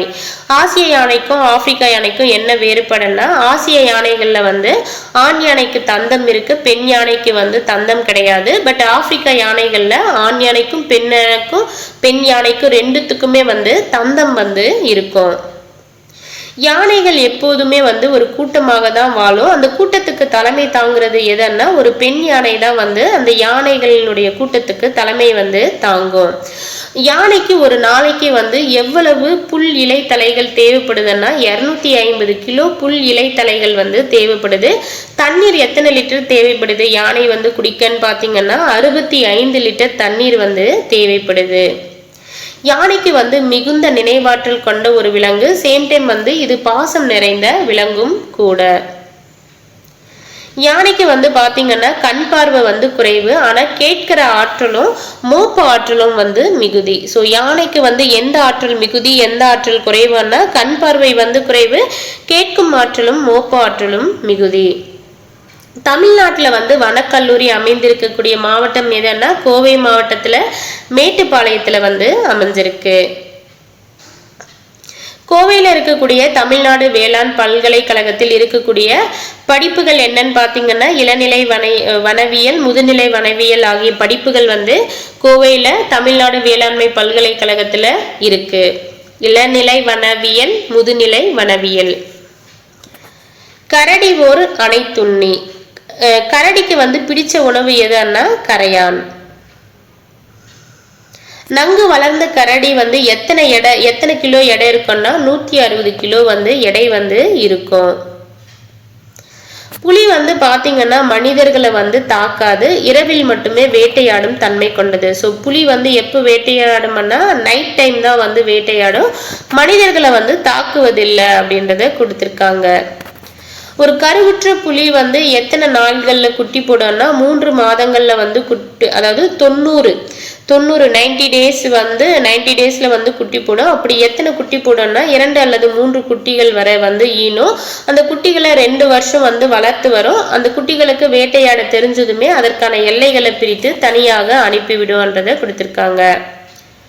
ஒரு காட்டின் வளத்தை குறிக்கும் குறியீடு எதுன்னா புலி. புலியை வந்து ஒரு பண்புள்ள விலங்கு அப்படின்னு சொல்லுவாங்க. ஏன் அதை பண்புள்ள விலங்குன்னு சொல்றாங்கன்னா, அது வந்து ஒரு அதற்கு தேவையான உணவை வந்து வேட்டையாடிய பின்பு இன்னொரு விலங்கை வந்து வேட்டையாடுறதில்லை, அதனால இது பண்புள்ள விலங்கு அப்படின்னு சொல்றாங்க. காட்டுக்கு அரசன் எதை சொல்லுவாங்கன்னா சிங்கத்தை வந்து சொல்லுவாங்க. உலகத்துல வந்து பாத்தீங்கன்னா ஆசிய சிங்கம், ஆப்பிரிக்கா சிங்கம் பண்ணிட்டு 2 வகை சிங்கங்கள் இருக்கு. யானைகள் எப்படி ஆசிய யானை, ஆப்பிரிக்க யானைன்னுட்டு 2 வகை இருக்கு உலகத்திலேயோ, அதே போல சிங்கமும் வந்து பாத்தீங்கன்னா உலக அளவுல ஆசிய சிங்கம், ஆப்பிரிக்க சிங்கம் பண்ணிட்டு 2 வகை வந்து இருக்கு. இந்தியாவில் எங்க இருக்கு ஆசிய சிங்கம்னு பாத்தீங்கன்னா குஜராத் மாநிலத்துல கிர் சரணாலயத்துல மட்டும் ஆசிய சிங்கங்கள் வந்து இருக்குன்றத குறிப்பிட்டிருக்காங்க. ஸோ கிர் சரணாலயம் எங்க இருக்குன்னா குஜராத் மாநிலத்துல வந்து இருக்கு. அந்த கிர் சரணாலயத்துல என்ன இருக்குன்னா ஆசிய சிங்கம் வந்து இருக்கு. சிங்கத்தை விட புலிதான் வந்து உயர்ந்தது அப்படின்னு சொல்றாங்க. ஸோ அதனுடைய உயரம், வேட்டையாடுற திறமை, எடை, பலம் எல்லாத்துலேயுமே வந்து சிங்கத்தை விட புலிதான் உயர்ந்ததுன்னுட்டு யார் சொல்றாங்க? இயற்கை விஞ்ஞானிகள் வந்து சொல்றாங்க. ஸோ இயற்கை விஞ்ஞானிகள் வந்து புலிதான் காட்டுக்கு அரசன் அப்படின்னுட்டும் குறிப்பிடுறாங்க. இந்தியாவில் வந்து பார்த்தீங்கன்னா சருகுமான், மிலாமான், விழிமான் என பல வகையான மான்கள் வந்து இருக்கு. அப்படி எல்லா வகை மான்களிலுமே வந்து நம் நாட்டு புள்ளி மான்களே அழகில் சிறந்தவை. ஸோ இந்தியாவில் வந்து சருகுமான், மிலாமான், விழிமான் என பல வகையான மான்கள் உள்ளன. எல்லா வகை மான்களிலுமே எது வந்து அழகா இருக்கு அப்படின்னு பார்த்தீங்கன்னா புள்ளி மான்கள், நம் நாட்டில் இருக்கக்கூடிய புள்ளி மான்களே வந்து அழகில் சிறந்தவை. ஆசிய யானைகளில் ஆண் பெண் யானைகளை வேறுபடுத்துவது எதுன்னா தந்தம். தமிழகத்தில் புலிகள் காப்பகம் அமைந்துள்ள இடம் எங்கன்னா முண்டந்துறை. காட்டாறு, காடு குட்டல் ஆறு. அனைத்துண்ணி, அனைத்து குட்டல் உண்ணி. நேரம் குட்டலாகி, நேரமாகி. வேட்டை குட்டல் ஆடிய, வேட்டையாடிய. காட்டின் வளத்தை குறிக்கும் குறியீடு என்று அழைக்கப்படும் விலங்கு எதுன்னா புலி. யானை கூட்டத்திற்கு ஒரு பெண் யானை தான் தலைமை வந்து தாங்கும். கரடிகளை வந்து தேனீக்களிடமிருந்து காப்பது எதுன்னா அதனுடைய அடர்ந்த முடிகள். இந்திய வனமகன். ஸோ பிரம்மபுத்திரான்ற ஆற்றை வந்து நம்ம கேள்விப்பட்டிருப்போம். அந்த ஆற்றின் நடுவுல வந்து அந்த தீவு பிரம்மபுத்திரா தீவுல வந்து ஒரு காடை வந்து உருவாக்கி இருப்பாரு. யாருன்னா இந்த இமேஜ்ல இருக்கிறவர் தான். ஸோ இவரை பத்தி டீட்டெயில் தான் வந்து இதுல கொடுத்திருப்பாங்க. முக்கியமான டீட்டெயில் மட்டும் பார்ப்போம். ஸோ இவர் எங்க பிறந்தாரு? இவருடைய பேர் வந்து ஜாதவ் பயங். இவர் எங்க பிறந்தாருன்னா அசாம் மாநிலத்துல ஜோர் வீராட் மாவட்டத்துல ஜாதவ் பயங் வந்து பிறந்தாரு. பிரம்மபுத்திரா ஆற்றின் நடுவுல வந்து பாத்தீங்கன்னா மிகப்பெரிய தீவுல அவருடைய 30 ஆண்டுகள் கடின உழைப்பால ஒரு காட்டையே வந்து உருவாக்கி இருப்பாரு. ஸோ அந்த காட்டை உருவாக்கி அந்த காட்டிலவே அவருடைய வாழ்க்கையை வந்து வாழ தொடங்கியிருப்பாரு. யானைகளுடைய வருகையை தமது உழைப்பிற்கு, ஸோ அப்படி உருவாக்கப்பட்ட அவருடைய காட்டுல ஒரு நாள் வந்து யானை வரும். அதை எப்படி கருதுறாருன்னா யானைகளின் வருகையை தமது உழைப்பிற்கு கிடைத்த பரிசாக கருதியவர். ஒரு வளமான காடுன்னா தான் அந்த காட்டுக்கு யானையே வரும். அதனால அவர் அந்த யானை வந்ததை பரிசாக கருதுறாரு. இவரை வந்து எப்படி அழைக்கிறாங்கன்னா இந்தியாவின் வனமகன் அப்படின்னு அழைக்கிறாங்க. இந்தியாவின் வனமகன். ஸோ இந்தியாவின் வனமகன் என்ற பட்டமும் வந்து கொடுத்திருப்பாங்க வனத்தை வந்து உருவாக்குனதால. ஸோ ஏன் இவர் உருவாக்குனாருன்னா பிரம்மபுத்திரா ஆற்றில் வந்து எந்த வருஷம் வந்து வெள்ளப்பெருக்கு ஏற்பட்டு அவருடைய வாழ்க்கையில திருப்பு முனையா அமைந்ததுன்னா 1979. ஸோ பிரம்மபுத்திரா ஆற்றில் வந்து ஆண்டுதோறும் வெள்ளப்பெருக்கு வந்து ஏற்படும். அப்படி ஒரு பெரிய வெள்ளப்பெருக்கு தான் வந்து எந்த வருடம் ஏற்பட்டதுன்னா 1979. ஸோ அதுதான் வந்து அவர் வந்து காட்டை உருவாக்குவதற்கான அந்த வெள்ளப்பெருக்கு தான் வந்து காரணமா வந்து அமையும். அடுத்து இவர் வந்து பாத்தீங்கன்னா இந்த காட்டை உருவாக்க வந்து எந்த அமைப்போட சேர்ந்து 3 ஆண்டுகள் வந்து வேலை பார்த்திருப்பாருன்னா சமூக காடுகள். ஸோ அசாம்ல வந்து அப்போதைய அரசு வந்து சமூக காடுகள் வளர்ப்பு திட்டம் வந்து ஒன்றை செயல்படுத்தியிருப்பாங்க. அதோடு அவர் இணைச்சிட்டு 3 ஆண்டுகள் வந்து செயல்பட்டு இருப்பாரு. அதுக்கப்புறம் அந்த வளர்ப்பு திட்டம் சம்பந்தமானவங்க போன பிறகும் அவர் அங்கேயே தங்கி அந்த காட்டை வந்து வளர்த்திருப்பாரு. ஒரு மணல் தீவுல வந்து மூங்கில் தவிர வேறு எந்த மரமும் வந்து வளராது. அதனால அவர் என்ன பண்றாருன்னா அசாம் வேளாண்மை பல்கலைக்கழக பேராசிரியரான ஜாதுநாத் அவர்களை வந்து சந்திச்சு இங்க கேட்கிறாரு. அவர் என்ன சொல்றாருன்னா இப்ப எல்லாருமே நம்ம கேள்விப்பட்டிருப்போம் மண்புழுக்கள் இருக்கக்கூடிய மண்ணு வந்து சத்தான மண்ணு, அது இருந்தா எல்லா செடி தாவரங்கள் வந்து வளரும் அப்படின்ட்டு. பட் அவர் என்ன சொல்றாருன்னா மண்ணினுடைய தன்மையை மாத்திரத்திற்கு மண்புழுக்கள் மட்டுமல்ல சிவப்பு கட்டு கட்டெரும்புகளும் உதவும் அப்படின்ட்டு கூறியிருக்காரு. யார் கூறியிருக்காருன்னா ஜாதுநாத். ஜாதுநாத் யாரு? அசாம் வேளாண்மை பல்கலைக்கழக பேராசிரியர். யானைகள் தங்கி இருக்கும் காடு தான் வளமான காடு. காட்டினுடைய வளம் எது சொல்லுவோம்னா புலிய சொல்லுவோம். இந்த பாக்ஸ்ல இருக்கிறது ரொம்ப முக்கியம். 2012ஆம் ஆண்டு ஜவஹர்லால் நேரு பல்கலைக்கழகம் பாத்தீங்கன்னா ஜாதுவுக்கு இந்திய வனமகன் என்ற பட்டத்தை வழங்குறாங்க. இந்திய வனமகன் என்ற பட்டத்தை ஜாதுவுக்கு எப்போ வழங்குறாங்கன்னா 2012ல யார் வழங்குறாங்கன்னா ஜவஹர்லால் நேரு பல்கலைக்கழகம் வழங்குறாங்க. 2015ல 3 வருஷம் கழிச்சு 2015ல இந்திய அரசு அவருக்கு பத்மஸ்ரீ விருதை வழங்குது. அதுக்கப்புறம் கவுகாத்தி பல்கலைக்கழகம். கவுகாத்தி பல்கலைக்கழகம் அசாம்ல இருக்கு. அவங்க என்ன பண்றாங்க? மதிப்புறு முனைவர் பட்டம் வழங்கி அவரை சிறப்பிக்கிறாங்க. கவுகாத்தி பல்கலைக்கழகம்.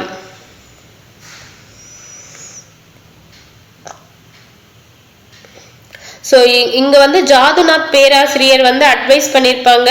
இவருடைய ஃபுல் நேம்னு பார்த்தீங்கன்னா ஜாதவ் பையங். அதை தான் இந்த பாக்ஸ்ல ஜாதுன்னு மட்டும் கொடுத்துருக்காங்க. ஸோ ஜாதுன்னு கொடுத்தாலும் ஜாது பயங்கன் கொடுத்தாலும் இவர் தான் இந்திய வனமகன். அவரை தான் குறிப்பிடுறாங்க. அதை தெளிவாக பார்த்துக்கோங்க. 2012 இந்திய வனமகன் பட்டம் ஜவஹர்லால் நேரு பல்கலைக்கழகம் கொடுக்குறாங்க. 2015 மத்திய அரசு பத்மஸ்ரீ விருதை வழங்குறாங்க. கவுகாத்தி பல்கலைக்கழகம் மதிப்பெரு முனைவர் பட்டம் கொடுக்குறாங்க. ஒரு உணவு சங்கிலி நிறைவடையணும்னா அதுல புலியும் அடங்குது. புலிகள் வந்த பிறகுனா அந்த காட்டினுடைய உணவு சங்கிலி நிறைவடைந்தது. எந்த வனவிலங்கு ஆர்வலர் அவரை கேள்விப்பட்டு அவரை சந்திச்சிருப்பாருன்னா ஜிட்டு கலிட்டா. ஜிட்டு கலிட்டா. ஸோ அவர் உருவாக்கின காட்டை பத்தி எந்த நியூஸ் பேப்பர்ல செய்தி வெளிவந்ததுன்னா Times of India. Times of என்ற இந்தியா இதழில் அவருடைய காட்டை பத்திய செய்தி வெளிவந்தது. அடுத்து நால்வகை குறுக்கங்கள். குறுக்கங்கள் அப்படின்றது பாத்தீங்கன்னா ஒவ்வொரு எழுத்துக்கும் அதை ஒழிப்பதற்கு உரிய கால அளவு உண்டு. ஸோ ஒவ்வொரு எழுத்துக்கும் இந்த கால அளவுன்னா மாத்திரைன்னு சொல்றோம் இல்லையா? அதாவது குறில் எழுத்துன்னா ஒரு மாத்திரை, நெடில் எழுத்துன்னா 2 மாத்திரை, ஆயுத எழுத்து மெய் எழுத்துக்கள்னா அரை மாத்திரை, அதை தான் சொல்றாங்க. ஒவ்வொரு எழுத்துக்கும் அதை ஒழிப்பதற்கு உரிய கால அளவு உண்டு. இதை தான் மாத்திரை அப்படின்னு சொல்றாங்க. ஆனா எல்லா எழுத்துக்களும் எல்லா இடங்களிலும் தமக்குரிய மாத்திரை அளவில் முழுமையாக ஒழிப்பது இல்லை. சில எழுத்துக்கள் சில இடங்கள்ல தமக்குரிய கால அளவை விட குறைவாக ஒலிக்கும். இப்படி குறைந்து ஒலிக்கும் எழுத்துக்களை தான் குறுக்கங்கள் என்கிறோம். ஐகார குறுக்கம். ஸோ ஐகார குறுக்கம் ஐ கை பை. ஸோ ஐ என்றது ஒரு நெடில் எழுத்து, கை பை ஸோ அந்த ஐகார வரிசையில வரதால அதுவும் அதற்கான மாத்திரையும் எவ்வளோன்னு பாத்தீங்கன்னா 2. ஸோ இந்த ஐ கை பை என்ற ஐகார எழுத்து தனித்து வர்ற இடத்துல தனக்குரிய 2 மாத்திரை அளவுல முழுமையாக ஒலிக்கிறது அப்படின்னுட்டும், அதே வார்த்தைகள்ல சேர்ந்து வையம் என்றதுல ஐ என்ற வார்த்தை எங்க வந்திருக்கு? முதல்ல வந்திருக்கு.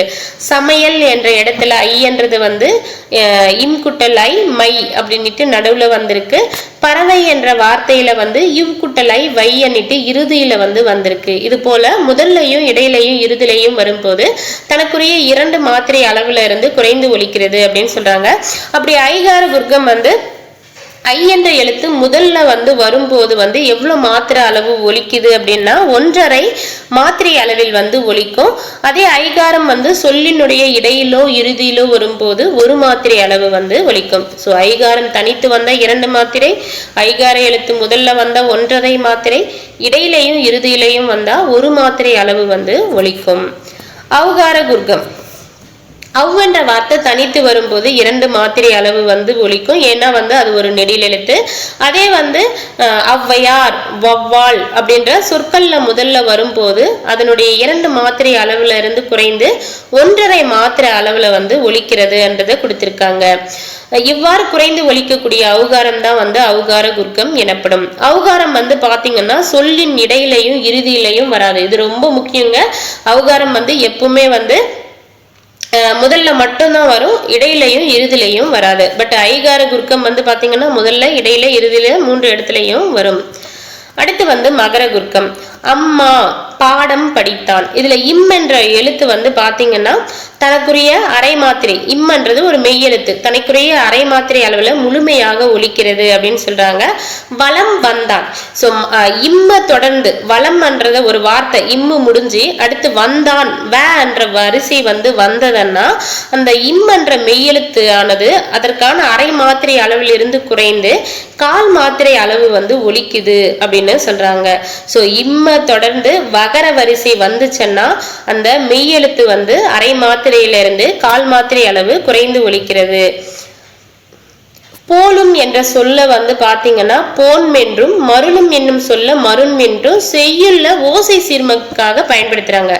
போலும் அப்படின்ற வார்த்தையை செய்யுள்ள எப்படி பயன்படுத்துறாங்க ஓசை சீர்க்காகன்னா போன் இன்னென்ற மெய்யெழுத்து தொடர்ந்து இம்ம வந்து பயன்படுத்துறாங்க. அதே போல மருளும் என்ற வார்த்தையையும் வந்து செய்யுள்ள ஓசை சீர்மைக்காக மருண் இன்னன்ட்டு அந்த லூவுக்கு பதிலா 3 சுழி இன்ன வந்து போடுறாங்க. இப்படி பயன்படுத்தும் போது அது வந்து அரை மாத்திரை அளவுல இருந்து குறைந்து கால் மாத்திரை அளவுல ஒலிக்கிறது என்றதை சொல்றாங்க.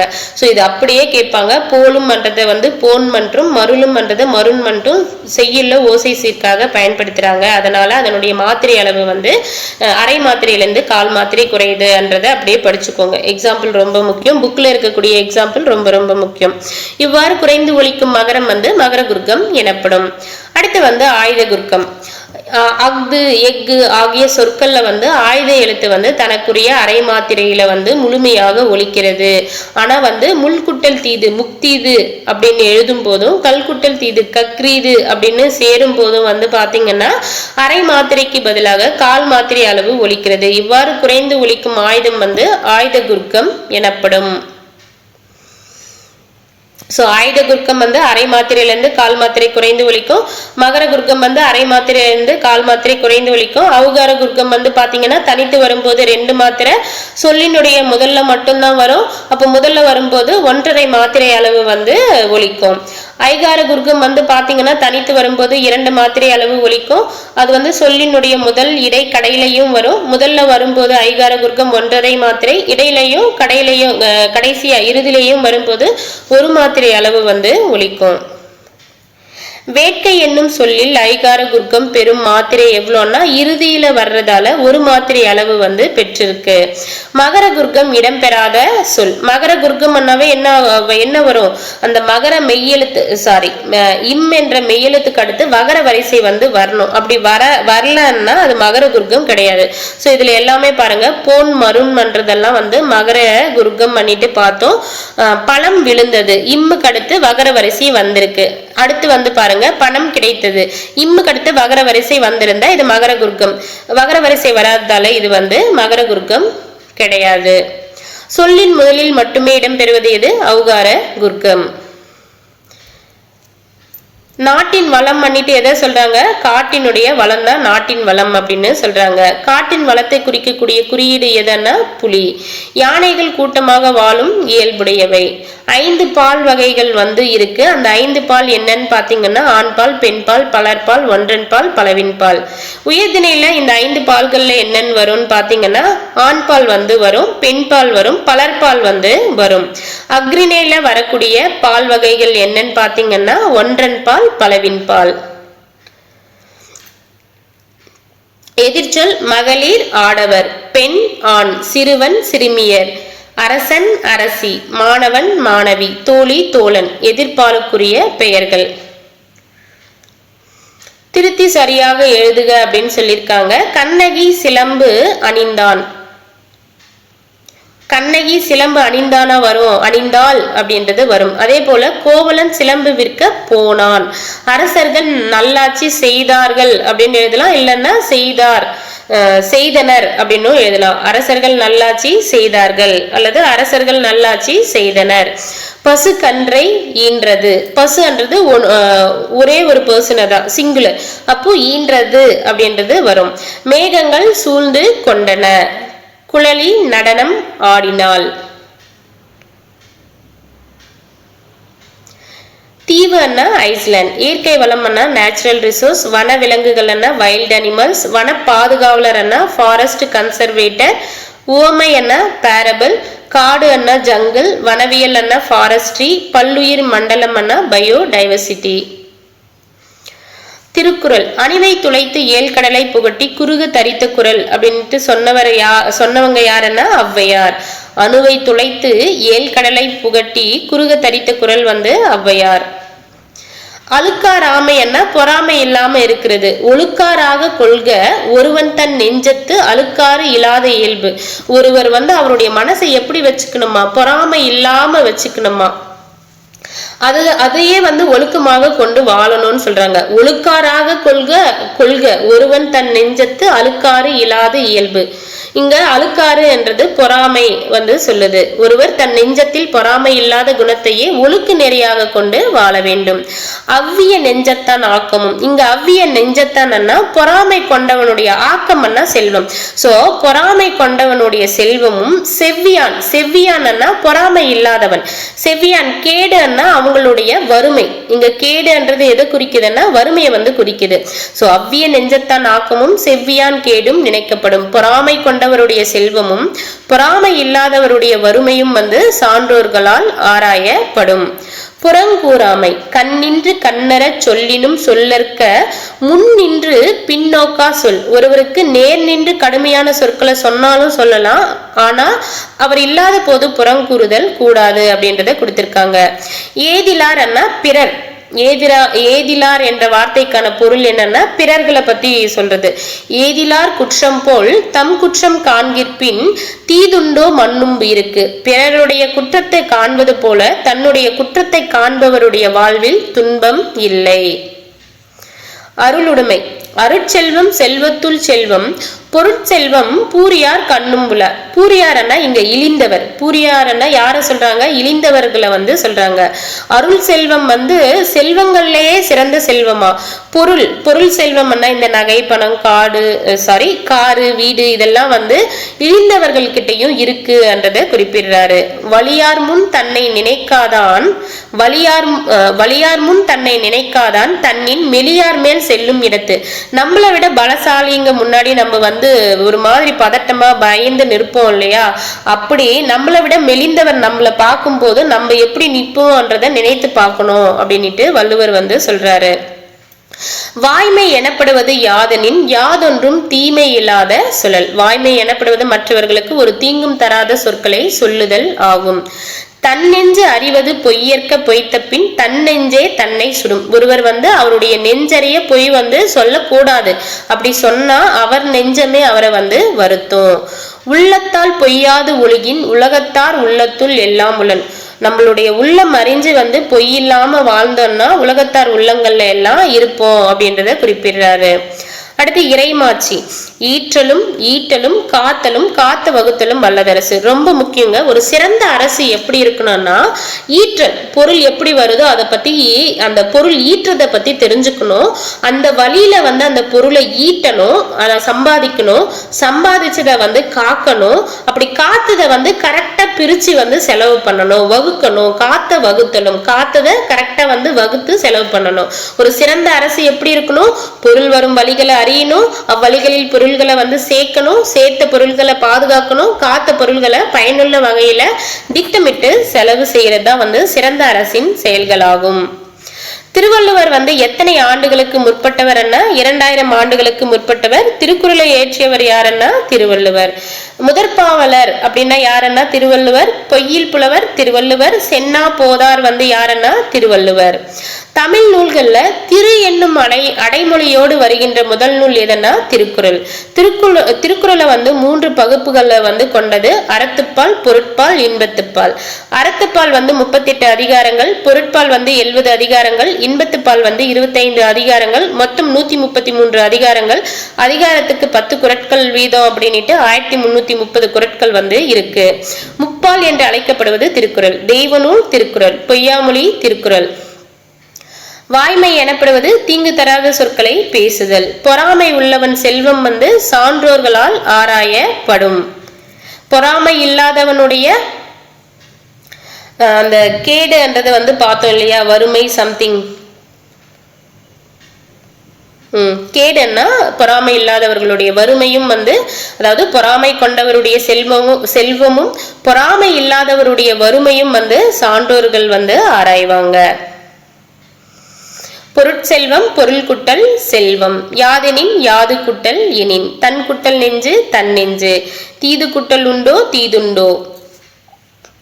சிறந்த அரசின் பணிகளை வரிசைப்படுத்தி எழுதுக. ஸோ பார்த்தோம் இல்லையா, ஒரு சிறந்த அரசு என்ன பண்ணணும், பொருள் வரும் வழிகளை வந்து அறியணும், அந்த வழியில பொருள்களை வந்து சேர்க்கணும், சேர்த்த பொருளை பாதுகாக்கணும், பாதுகாத்த பொருளை பிரித்து செலவு செய்கிறது.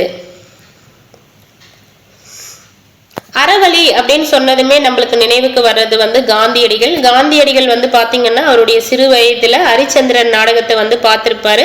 அந்த நாடகத்துல ஹரிச்சந்திரன் என்ற மன்னர் வந்து பாத்தீங்கன்னா எவ்வளவு துன்பம் வந்தாலும் பொய் பேசாம வந்து இருப்பாரு. அதை பார்த்து காந்தியடிகளும் அதை கடைபிடித்திருப்பாரு. சோ இதுக்கு பொருந்திய குரல் எதுன்னு பாத்தீங்கன்னா, உள்ளத்தால் பொய்யாது உலகின் உலகத்தார் உள்ளத்துள் எல்லாம் உளன். நாடு அதை நாடு. ஸோ மூன்றாவது இயல் 7th டேர்ம் 1 இருக்கக்கூடிய மூன்றாவது இயல் வந்து பார்க்க போறோம். புலி தங்கிய குகை. காவற்பெண்டு அவர்கள் வந்து ஒரே ஒரு நூலை வந்து ஏற்றிருப்பாங்க. அது புறநானூற்றுல 86வது நூலா வந்து இடம்பெற்றிருக்கும். அந்த நூல் தான் இது. ஸோ 86ன்றதும் ஞாபகம் வச்சுக்கோங்க, ஏன்னா இவங்க ஒரே ஒரு நூலை தான் வந்து ஏற்றிருக்காங்க. அது புறநானூற்றுல வந்து இருக்கு. சிற்றில் நற்றுன் பற்றி நின் மகன் யாண்டு உளனோ என வினவுவது, என் மகன் யாண்டு உளன் ஆயினும் அறியேன் ஓரும் புலி சேர்ந்து போகிய கல்லலை போல ஈன்ற வயிறு இதுவோ தோன்றுவன் மாதோ போர்க்களத்தானே அப்படின்ட்டு யார் ஏற்றிருக்கா, காவற்பெண்டு வந்து ஏற்றிருக்காங்க. சிற்றில் அண்ணா சிறு வீடு, கல்லலை அண்ணா கற்குகை, யாண்டு அண்ணா எங்கே, ஈன்ற வயிறு அண்ணா பெற்றெடுத்த வயிறு. காவற்பெண்டு வந்து பாத்தீங்கன்னா சங்ககால பெண்பார் புலவர்கள்ல வந்து ஒருவர். இவர் வந்து யாருடைய அவையில வந்து செவிலித்தாயாக இருந்தாங்க அப்படின்னா, சோழ மன்னன் பேரவை கோப்பிரு நற்கிள்ளியினுடைய செவிலித்தாயாக விளங்கியவர் தான் வந்து காவற்பெண்டு. சோழ மன்னனான பேரவை கோப்பிரு நற்கிள்ளியினுடைய செவிலித்தாயாக விளங்கியவர் தான் வந்து காவற்பெண்டு. கல்வியில தேர்ச்சியும் கவிப்பாடும் ஆற்றலும் மிக்க காவற்பெண்டு வந்து சங்ககால மக்களுடைய வீரத்தை கருப்பொருளாக கொண்டு இந்த பாடலை வந்து ஏற்றிருக்காங்க. இவர் பாடிய ஒரே ஒரு பாடல் எந்த நூல்ல இடம்பெற்றிருக்கன்னா, புறநானூற்றுல வந்து இடம்பெற்றிருக்கு. புறநானூற்றுல எத்தனாவது பாடலாக இடம்பெற்றிருக்கன்னா 86வது பாடலாக இடம்பெற்றிருக்கு. புறநானூறு வந்து 8 தொகை நூல்கள்ல ஒன்று. எந்த நூல் வந்து பண்டைய கால தமிழ் மக்களினுடைய வாழ்க்கை முறை, நாகரிகம், பண்பாடு, வீரம் முதலியவற்றை வந்து வெளிப்படுத்தோம்னா புறநானூறு வந்து வெளிப்படுத்தும். யாண்டு என்னும் சொல்லின் பொருள் வந்து எங்கு, யாண்டுலனோ, யாண்டு குட்டல் உளனோ, கல் குட்டல் அலை கல்லலை. பாஞ்சை வளம். பாஞ்சை வளம் வந்து நான் வனமாலை ஏற்றிய பாடல் வரிகள் வந்து கொடுத்திருப்பாங்க. ஸோ அதை வந்து பார்ப்போம். சுத்த வீர சூரன் கட்ட பொம்முதுரை துளங்கும் பாஞ்சை வளங்கள் சொல்வேன், நாட்டு வளங்களை சொல்கிறேன், பாஞ்சை கோட்டை வளங்களை கேளுமையா. கோட்டைகளாம் சுத்த கோட்டைகளாம் மதில் கோட்டைகள் தான் கெட்டி வேலைகளாம். கெட்டி வேலைகள்னா பயங்கர வேலைப்பாடுகள் நிறைந்த கோட்டைகள். வீட்டிலுயர் மணி மேடைகளாம் மெத்தை வீடுகளாம் மதிலோடைகளாம். பூட்டுங் கதவுகள் நேர்த்திகளாம் பண பொக்கிஷம் வீடும் பார் சாஸ்திகளாம். ஆசார வாசல் அலங்காரம் துரைராசன் கட்டபொம்மு சிங்காரம். ராசாதி ராசன் அரண்மனையில் பாஞ்சை நாட்டரசன் கொலுவீற்றிருந்தான். விந்தையாக தெரு வீதிகளும் வெகு விஸ்தாரமாய் கடை வாசல்களும் நந்தவனங்களும் சந்தன சோலையும் அங்கே நதியும் சென்னல் கமுகுகளும். வாரண சாலை ஒரு புறமாம், பரிவளரும் சாலை ஒரு புறமாம், தோரண மேடை ஒரு புறமாம், தெரு சொக்கட்டான் சாரியல் ஓர் புறமாம், சோலையில் மாங்குயில் கூப்பிடுமாம், வளம் சொல்லி மயில் விளையாடுமாம். அன்பு வளர்ந்தேறும் பாஞ்சால நாட்டில் சில அதிசயம் சொல்கிறேன் கேளுமையா. முயலும் நாயை விரட்டிடுமாம் நல்ல முனையுள்ள பாஞ்சால நாட்டினிலே. பசுவும் புலியும் ஒரு துறையில் வந்து பால் குடிக்கும், தண்ணீரும் தான் குடிக்கும். கறந்த பாலையும் காகம் குடியாது, எங்கள் கட்டபொம்முதுரை பேரு சொன்னாள். வரந்தருவாளே சக்காதேவி, திருவாக்கருள் செய்வாளே சக்கா தேவி. சூரன் அண்ணா வீரன், பொக்கிஷம் அண்ணா செல்வம், ஜாஸ்தி அண்ணா மிகுதி, விஸ்தாரம் அண்ணா பெரும்பரப்பு. வாரணம் அண்ணா யானை, பரி அண்ணா குதிரை, சிங்காரம் அண்ணா அழகு, கமுகு அண்ணா பாக்கு. யானையை வந்து கட்டி வைக்கிற இடத்துக்கு பேர் என்ன? யானை கூடம். குதிரைகளை வந்து ஒரு இடத்துல கட்டி வைக்கிறதுக்கு அதுக்கு பேரு குதிரை கொட்டில். யானை கூடம், குதிரை கொட்டில். கட்டபொம்மனுடைய கதை பாடல்கள் வந்து பல வடிவங்கள்ல வந்து வழங்கி வருது. அப்படி பலரால வந்து பதிப்பிக்கப்பட்டிருக்கு அப்படின்னு கொடுத்திருக்காங்க. நம்ம பாடப்பகுதியில் இருக்கக்கூடிய வீரபாண்டிய கட்டபொம்மு கதை பாடல் வந்து யார் தொகுத்து வெளியிட்டதுன்னா வனமா மாலை தொகுத்து வெளியிட்டுள்ள வீரபாண்டிய கட்டபொம்மு கதை பாடல் வந்து நம்ம நூல்ல வந்து கொடுத்திருக்காங்க. ஊர்வலத்தின் முன்னால் வந்து வாரணம் அசைந்து வந்தது. வாரணம்னா யானை. பாஞ்சால குறிச்சியில வந்து முயல் வந்து என்ன பண்ணுமா? நாயை வந்து விரட்டிடும். மெத்த வீடு என்று குறிப்பிடப்படுவது மாடி வீடு. பூட்டும் கதவுகள், பூட்டும் குட்டல் கதவுகள். தோரண மேடை வந்து தோரணம் குட்டல் மேடை. வாசல் குட்டல் அலங்காரம், வாசல் அலங்காரம். பொக்கிஷம் அண்ணா செல்வம். ஜாஸ்தி அண்ணா மிகுதி. விஸ்தாரம் அண்ணா பெரும்பரப்பு. சிங்காரம் அண்ணா அழகு. தேசிய காத்த சம்மல் பசும்பொன் முத்துராமலிங்க தேவர்.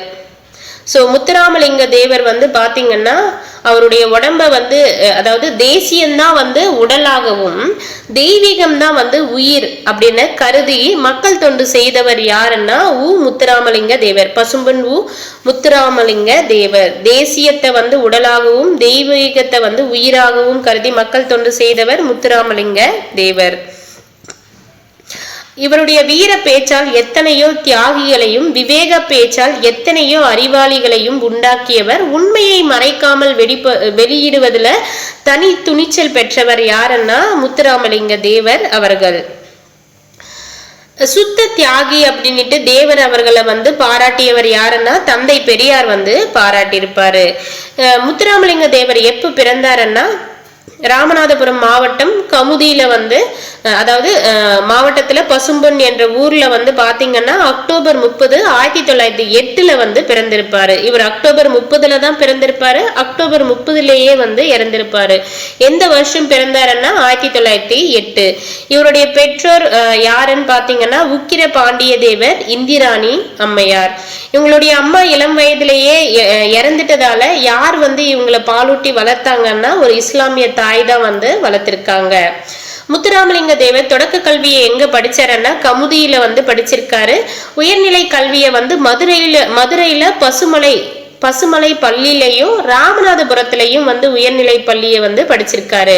உயர்நிலை கல்வி அப்படி கற்கிறப்போ ராமநாதபுரத்துல படிக்கிறப்போ தான் வந்து பிளேக் நோய் பரவியதால அவருடைய படிப்பு வந்து பாதியிலேயே வந்து தடைப்படுது. அதுக்கப்புறம் அவரே நூல்கள் எல்லாம் படிச்சு அவருடைய அறிவையும் ஆற்றலையும் வந்து வளர்த்துக்கிட்டாரு. முத்துராமலிங்க தேவர் எந்தெந்த மொழிகள்ல சொற்பொழிவு ஆற்றும் திறன் வந்து பெற்றிருந்தாருன்னா தமிழ், ஆங்கிலம்.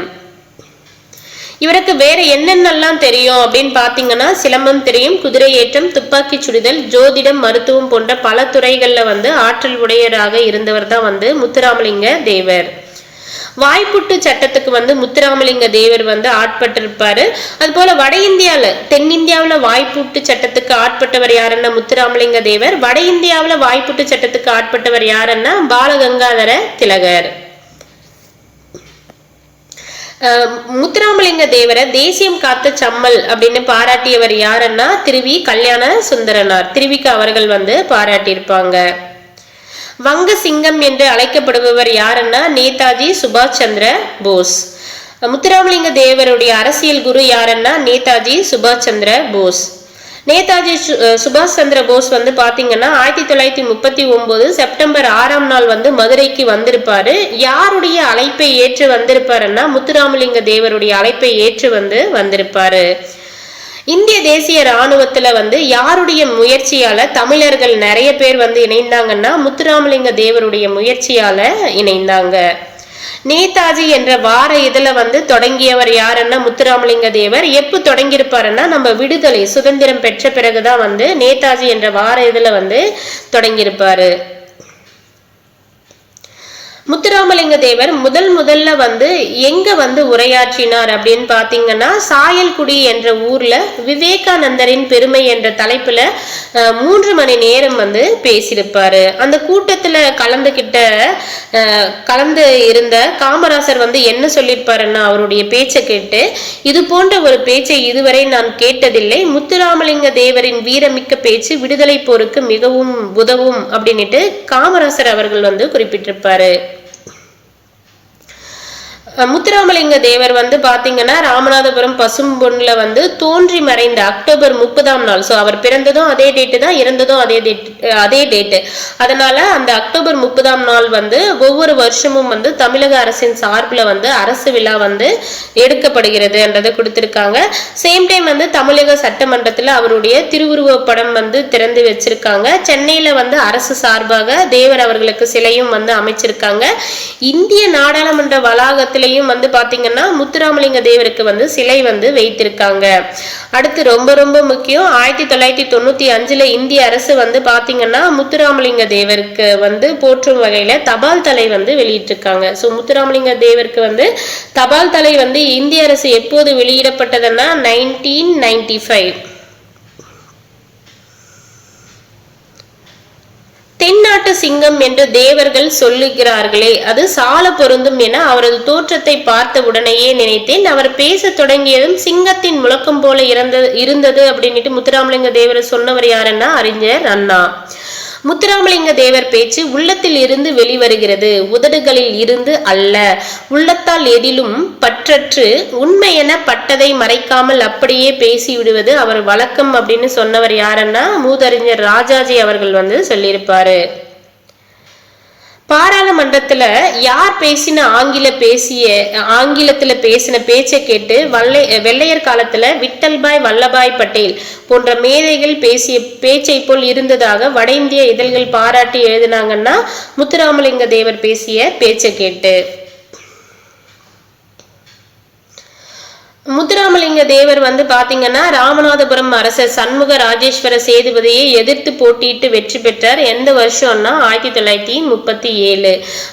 அந்த எலெக்ஷன் நடந்தப்போ லண்டன்ல பாரிஸ்டருக்கு படிச்சுட்டு வந்த பாரிஸ்டர்னா அப்போது வந்து வக்கீல் படிப்பதான் சொல்லுவாங்க.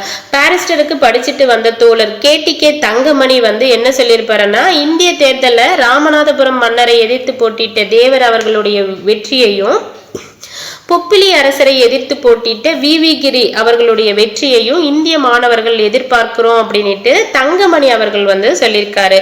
சோ பொப்பிலி அரசரை எதிர்த்து போட்டிட்டவர் யாருன்னா VV கிரி. சோ 1935 இந்திய அரசு சட்டம் வந்து கொண்டு வந்திருப்பாங்க. அப்போ வந்து காங்கிரஸ் ஃபர்ஸ்ட் டைம் வந்து இந்த 37 அந்த 1935 சட்டத்தின்படி 37 தான் ஃபர்ஸ்ட் எலெக்ஷனே நடைபெறும். ஸோ அதுல வந்து போட்டிட்டு இருக்காரு யாரு அப்படின்னு பாத்தீங்கன்னா முத்துராமலிங்க தேவர். அதுல வெற்றி பெற்றிருக்காரு. அதுக்கப்புறம் 1946 நிர்ணய சபை வந்து அமைப்பாங்க. அதுக்கு வந்து மக்கள் வந்து ஓட் பண்ணுவாங்க. ஸோ அப்போ 37க்கு அப்புறம் 46 வந்து எலெக்ஷன் நடந்தப்போ அப்பவும் வெற்றி பெற்றிருக்காரு. அதுக்கடுத்து 52 சுதந்திரம் அடைஞ்சு தேர்தல் வந்து இந்திய அரசு வந்து செயல்படுத்தியிருப்பாங்க. அதுக்கப்புறம் 5 வருஷம் கழிச்சு 57, அதுக்கப்புறம் 5 வருஷம் கழிச்சு 62 இந்த தேர்தல் எல்லாம் வந்து வெற்றி பெற்றிருக்காரு.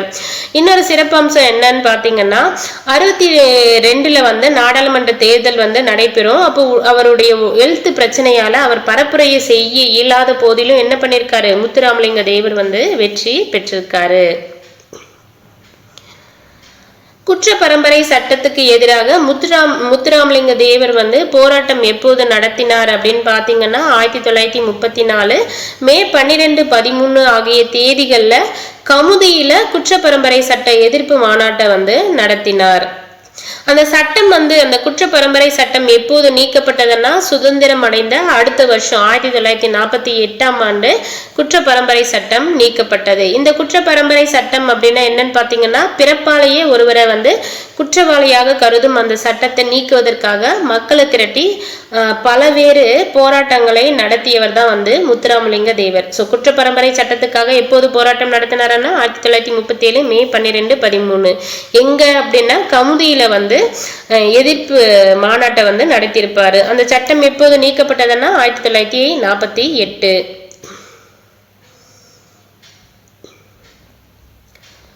அடுத்து வந்து தெரிந்து தெளிவம்ல வந்து பாருங்க, முத்துராமலிங்க தேவரின் சிறப்பு பெயர்கள். தேசியம் காத்த செம்மல்லன்னுட்டு திருவிக்கா அவர்கள் வந்து முத்துராமலிங்க தேவரை அழைச்சிருப்பாரு. வித்யா பாஸ்கர், பிரவசன கேசரி, யாரு? முத்துராமலிங்க தேவர். வித்யா பாஸ்கர், பிரவசன கேசரி, சன்மார்க்க சண்ட மாருதம் தேவர் அவர்களை வந்து சொல்றாங்க. இந்து புத்த சமய மேதை அப்படின்னுட்டு யாரு சொல்றாங்க? முத்துராமலிங்க தேவர் அவர்களை வந்து சொல்றாங்க. அதுக்கப்புறம் முத்துராமலிங்க தேவர் அவர்கள் வந்து பாத்தீங்கன்னா மீனாட்சி அம்மன் கோயில்ல வந்து ஒரு சாரருக்கு வந்து தடை இருக்கும். அந்த தடையை எதிர்த்து 1939 ஜூலை 8ஆம் நாள் வந்து மதுரை வைத்தியநாத ஐயர் கோயில் நுழைவு போராட்டம் நடத்த வந்து திட்டமிட்டிருப்பாரு. உடனே அர்ச்சகர்கள் வந்து ஆலய பணியை வந்து புறக்கணிச்சதால எங்கிருந்து 2 அர்ச்சகர்களை கூட்டு வந்து ஆலய நுழைவு போராட்டத்தை வெற்றி பெற செய்திருப்பாருன்னா, திருச்சுழியில் இருந்து அர்ச்சகர்கள் 2 பேரை அழைத்துட்டு வந்து அந்த ஆலய நுழைவு போராட்டத்தை வெற்றி பெற செய்திருப்பாரு. மதுரை வைத்தியநாத ஐயர் கோயில் நுழைவு போராட்டம் எப்போதுன்னா 1939 ஜூலை 8. எங்கிருந்து 2 அர்ச்சகர்களை கூட்டு வந்தாரன்னா, திருச்சுழியில் இருந்து. அடுத்து வந்து ஜமீன் விவசாயிகள் சங்கம் ஏற்படுத்தி விவசாயிகளுடைய துயர் துடைக்க வந்து பாடுபட்டிருக்காரு. உழுபவர்க்கே நிலம் அப்படின்னு சொன்னவர் யாருன்னா முத்துராமலிங்க தேவர். அதற்காக அவர் என்ன பண்ணியிருக்காருன்னா, அவருக்கு சொந்தமாக இருந்த 31 சிற்றூர்களில் இருந்த விளை நிலங்களை வந்து குத்தகைக்கு இல்லாமல் உழுபவர்களுக்கு பங்கிட்டு கொடுத்தார். அது வந்து ஒடுக்கப்பட்ட மக்களுக்கும் வந்து கொடுத்து மகிழ்ந்தார் என்றதை கொடுத்திருக்காங்க. எத்தனை சிற்றூர்கள் இருந்த விளை நிலங்களை வந்து உழுபவர்களுக்கு வந்து பங்கிட்டு கொடுத்தாருன்னா 31 சிற்றூர்களில் இருந்த விளைநிலங்களை.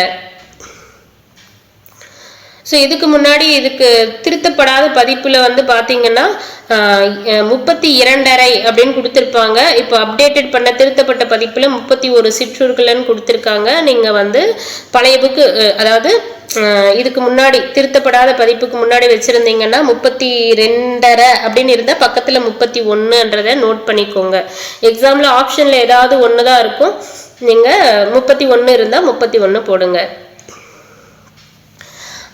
பாரத மாதா கூட்டுறவு பண்டக சாலையை வந்து ஏற்படுத்தினாங்க. எந்த விவசாயிகளுக்காக ஏற்படுத்தினாருன்னா, கமுதியில இருக்கக்கூடிய விவசாயிகள் வந்து குறைந்த அளவு தான் வந்து வியாபாரிகள் விலை கொடுத்து வாங்குறாங்க, அவங்களுக்கு பாதிப்பு ஏற்படுறதால பாரத மாதா கூட்டுறவு பண்டக சாலையை வந்து ஏற்படுத்தி விவசாயிகளினுடைய விளை பொருள்களுக்கு சரியான விலையை கிடைக்க செய்திருப்பாரு. ஸோ பாரத மாதா கூட்டுறவு பண்டக சாலை எங்க ஏற்படுத்தினாருன்னா, கமுதியில. இவர் வந்து 1938 வந்து பாத்தீங்கன்னா மதுரையில வந்து 23 தொழிலாளர் சங்கங்களின் தலைவராக தேவர் வந்து திகழ்ந்திருக்காரு. ஸோ எத்தனை தொழில் சங்கங்கள்னா 23. எந்த வருஷம்னா 1938. எங்க இருந்த தொழில் சங்கங்கள்னா மதுரையை வந்து ஹைலைட் பண்ணிக்கோங்க. அது மட்டும் இல்லாம ஜீவானந்தத்தோட இணைந்து மதுரையில வந்து நூற்பாலை ஒன்றில் வேலை செய்த தொழிலாளர்களுடைய உரிமைக்காக இணைந்து 1938ஆம் ஆண்டு போராட்டம் வந்து நடத்திருக்காரு. அதனால 7 திங்கள்னா 7 மாதம் சிறை தண்டனையும் வந்து தேவர் அவர்கள் வந்து பெற்றிருக்காரு. உழவர்களுடைய நலன் காக்க மிகப்பெரிய அளவிலான மாநாடு வந்து தேவர் அவர்கள் எங்க நடத்தினாருன்னா, ராஜபாளையத்தில் வந்து நடத்திருக்காங்க. உழவர்களினுடைய நலன் காக்க மிகப்பெரிய அளவிலான மாநாடு வந்து முத்துராமலிங்க தேவர் எங்க நடத்திருக்காருன்னா, ராஜபாளையத்துல வந்து நடத்திருக்காங்க. பெண் தொழிலாளர்களுக்கு மகப்பேறு காலத்தில் ஊதியத்துடன் கூடிய விடுப்பு வந்து வேண்டும் அப்படின்னுட்டும் போராடவும் செஞ்சிருக்காரு. இவர் சிறையில வந்து எங்கெங்கெல்லாம் இருந்திருக்காருன்னா, அலிப்பூர், அமராவதி, தாமோ, கல்கத்தா, சென்னை, வேலூர் போன்ற சிறைகள்ல வந்து சிறை வைக்கப்பட்டிருக்காரு. இவர் 2ஆம் உலகப் போர் சமயத்துல வந்து பாத்தீங்கன்னா மத்திய பிரதேசத்தின் தாமோ என்னும் நகரில் வந்து இருந்தாங்க. இது முக்கியம். 2ஆம் உலகப் போரின் போது முத்துராமலிங்க தேவர் வந்து எந்த மாநிலத்துல எந்த சிறையில இருந்தாருன்னா, மத்திய பிரதேசத்துல தாமோ என்ற சிறையில வந்து இருந்தாரு. தாமோ என்ற இராணுவ சிறையில வந்து அடைக்கப்பட்டிருந்தாரு. இந்த 2ஆம் உலகப் போர் முடிஞ்ச பிறகுதான் அவர் விடுதலையே வந்து செஞ்சிருக்காங்க.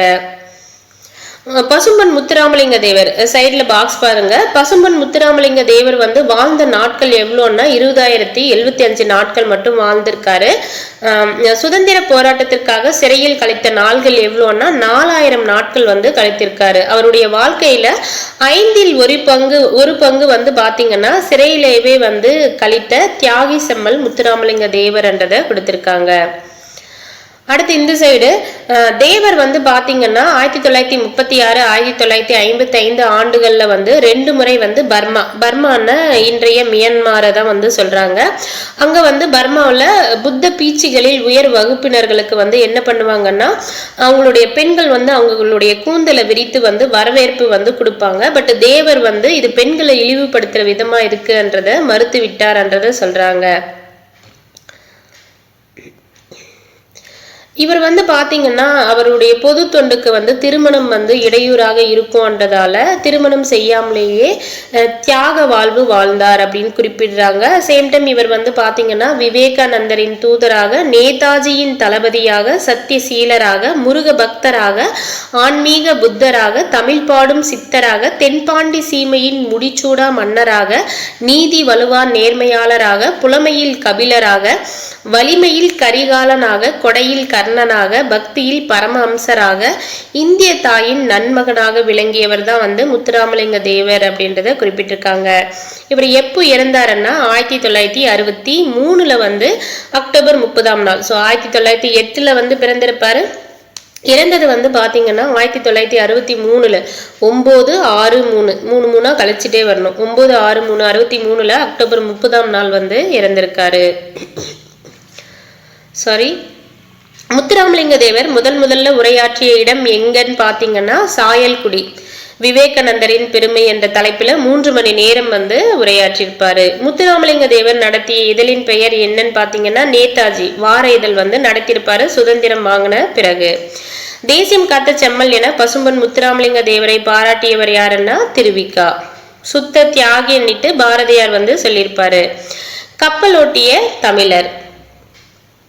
இந்திய கடலாட்சி வந்து எமதே என கருதி இருமாந்திருந்த ஆங்கிலேயர் பொறி கலங்க நெறிமயங்க கப்பலோட்டிய தமிழர் யாருன்னா வ.உ. சிதம்பரனார் என்றதை கொடுத்திருக்காங்க. ஸோ அன்றைய காலகட்டத்துல கப்பல் அண்ணாவே ஆங்கிலேயர்கள் அப்படின்னு இருந்தாங்க. அப்போ முதல்ல வந்து ஒரு கப்பல் நிறுவனத்தை தொடங்கியவர் யாருன்னா வ.உ.சி. அவர்கள்.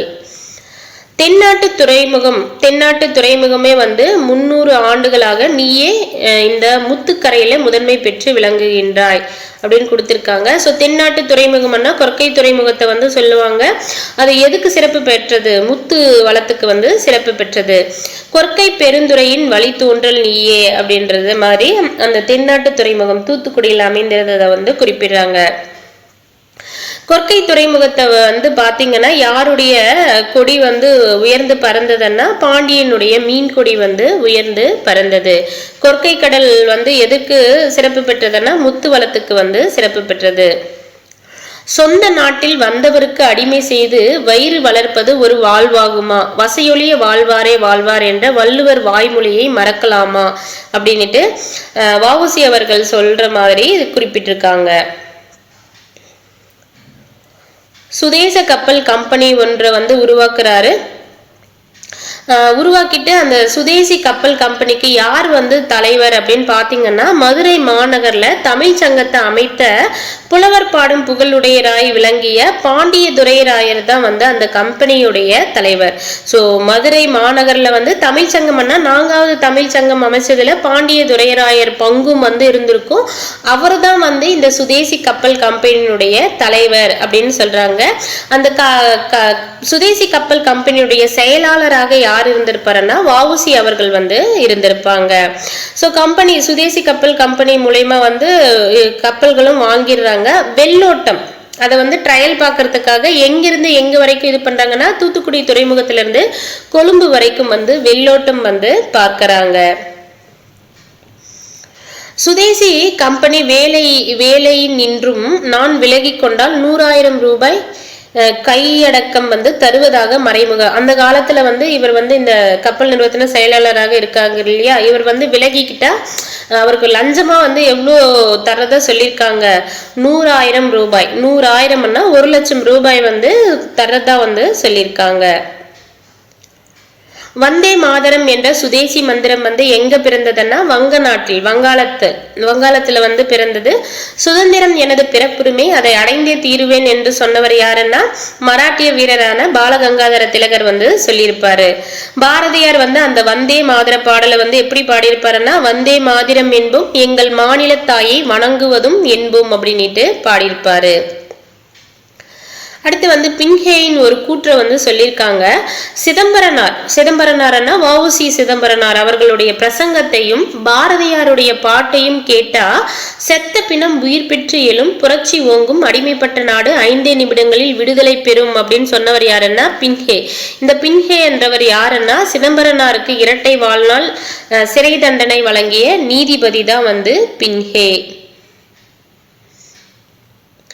இவர் வந்து பாத்தீங்கன்னா இந்த இரட்டை ஆயுள் தண்டனை பெற்றார் இல்லையா வ.உ.சி. அவர்கள். அவர் வந்து சிறையில சிதம்பரனார் இழுத்து செக்க இந்த இமேஜ்ல வந்து கொடுத்திருக்காங்க பாருங்க. 6 ஆண்டு கோவை சிறையிலையும் கண்ணூர் சிறையிலையும் வந்து குடும்பணி செய்தேன் என்றதை சொல்லியிருக்காரு. கை வருந்த மெய் வருத்த செய்த பணிகள் எல்லாம் தாய் நாட்டின் விடுதலைக்காக புரிந்த அருந்தவம் எண்ணி உள்ளம் மகிழ்ந்தேன் அப்படின்னு குறிப்பிடுறாரு. சிதம்பரனார் வந்து ஒரு வக்கீல். அவர் வக்கீல் வேலை பார்த்து வந்தப்போதான் வந்து அந்த மதுரையில இருந்த பாண்டி துரைராயரோடு உறவு கொண்டு தமிழ் நூல்கள் எல்லாம் கற்றேன் என்றது சொல்லியிருக்காங்க. சிறைச்சாலையில் செக்கிழுத்து துயரத்தை மாற்றியது என் செந்தமிழ் அன்றோ, கைத்தொழில் உரிய கடும்பணி புரிந்த போது என் கண்ணீரை மாற்றியது கன்னித்தமிழ் என்றோன்றதை குறிப்பிட்டிருக்காரு. தொல்காப்பியத்தை படித்து என் தொல்லையெல்லாம் மறந்தேன். ஸோ சிதம்பரனார் எதை படிச்சு அவருடைய தொல்லையெல்லாம் மறந்தாராம்? தொல்காப்பியத்தை படிச்சு. இந்நிலையை கற்று என் இன்னல்களை எல்லாம் வென்றேன் அப்படின்றத குறிப்பிட்டிருக்காரு.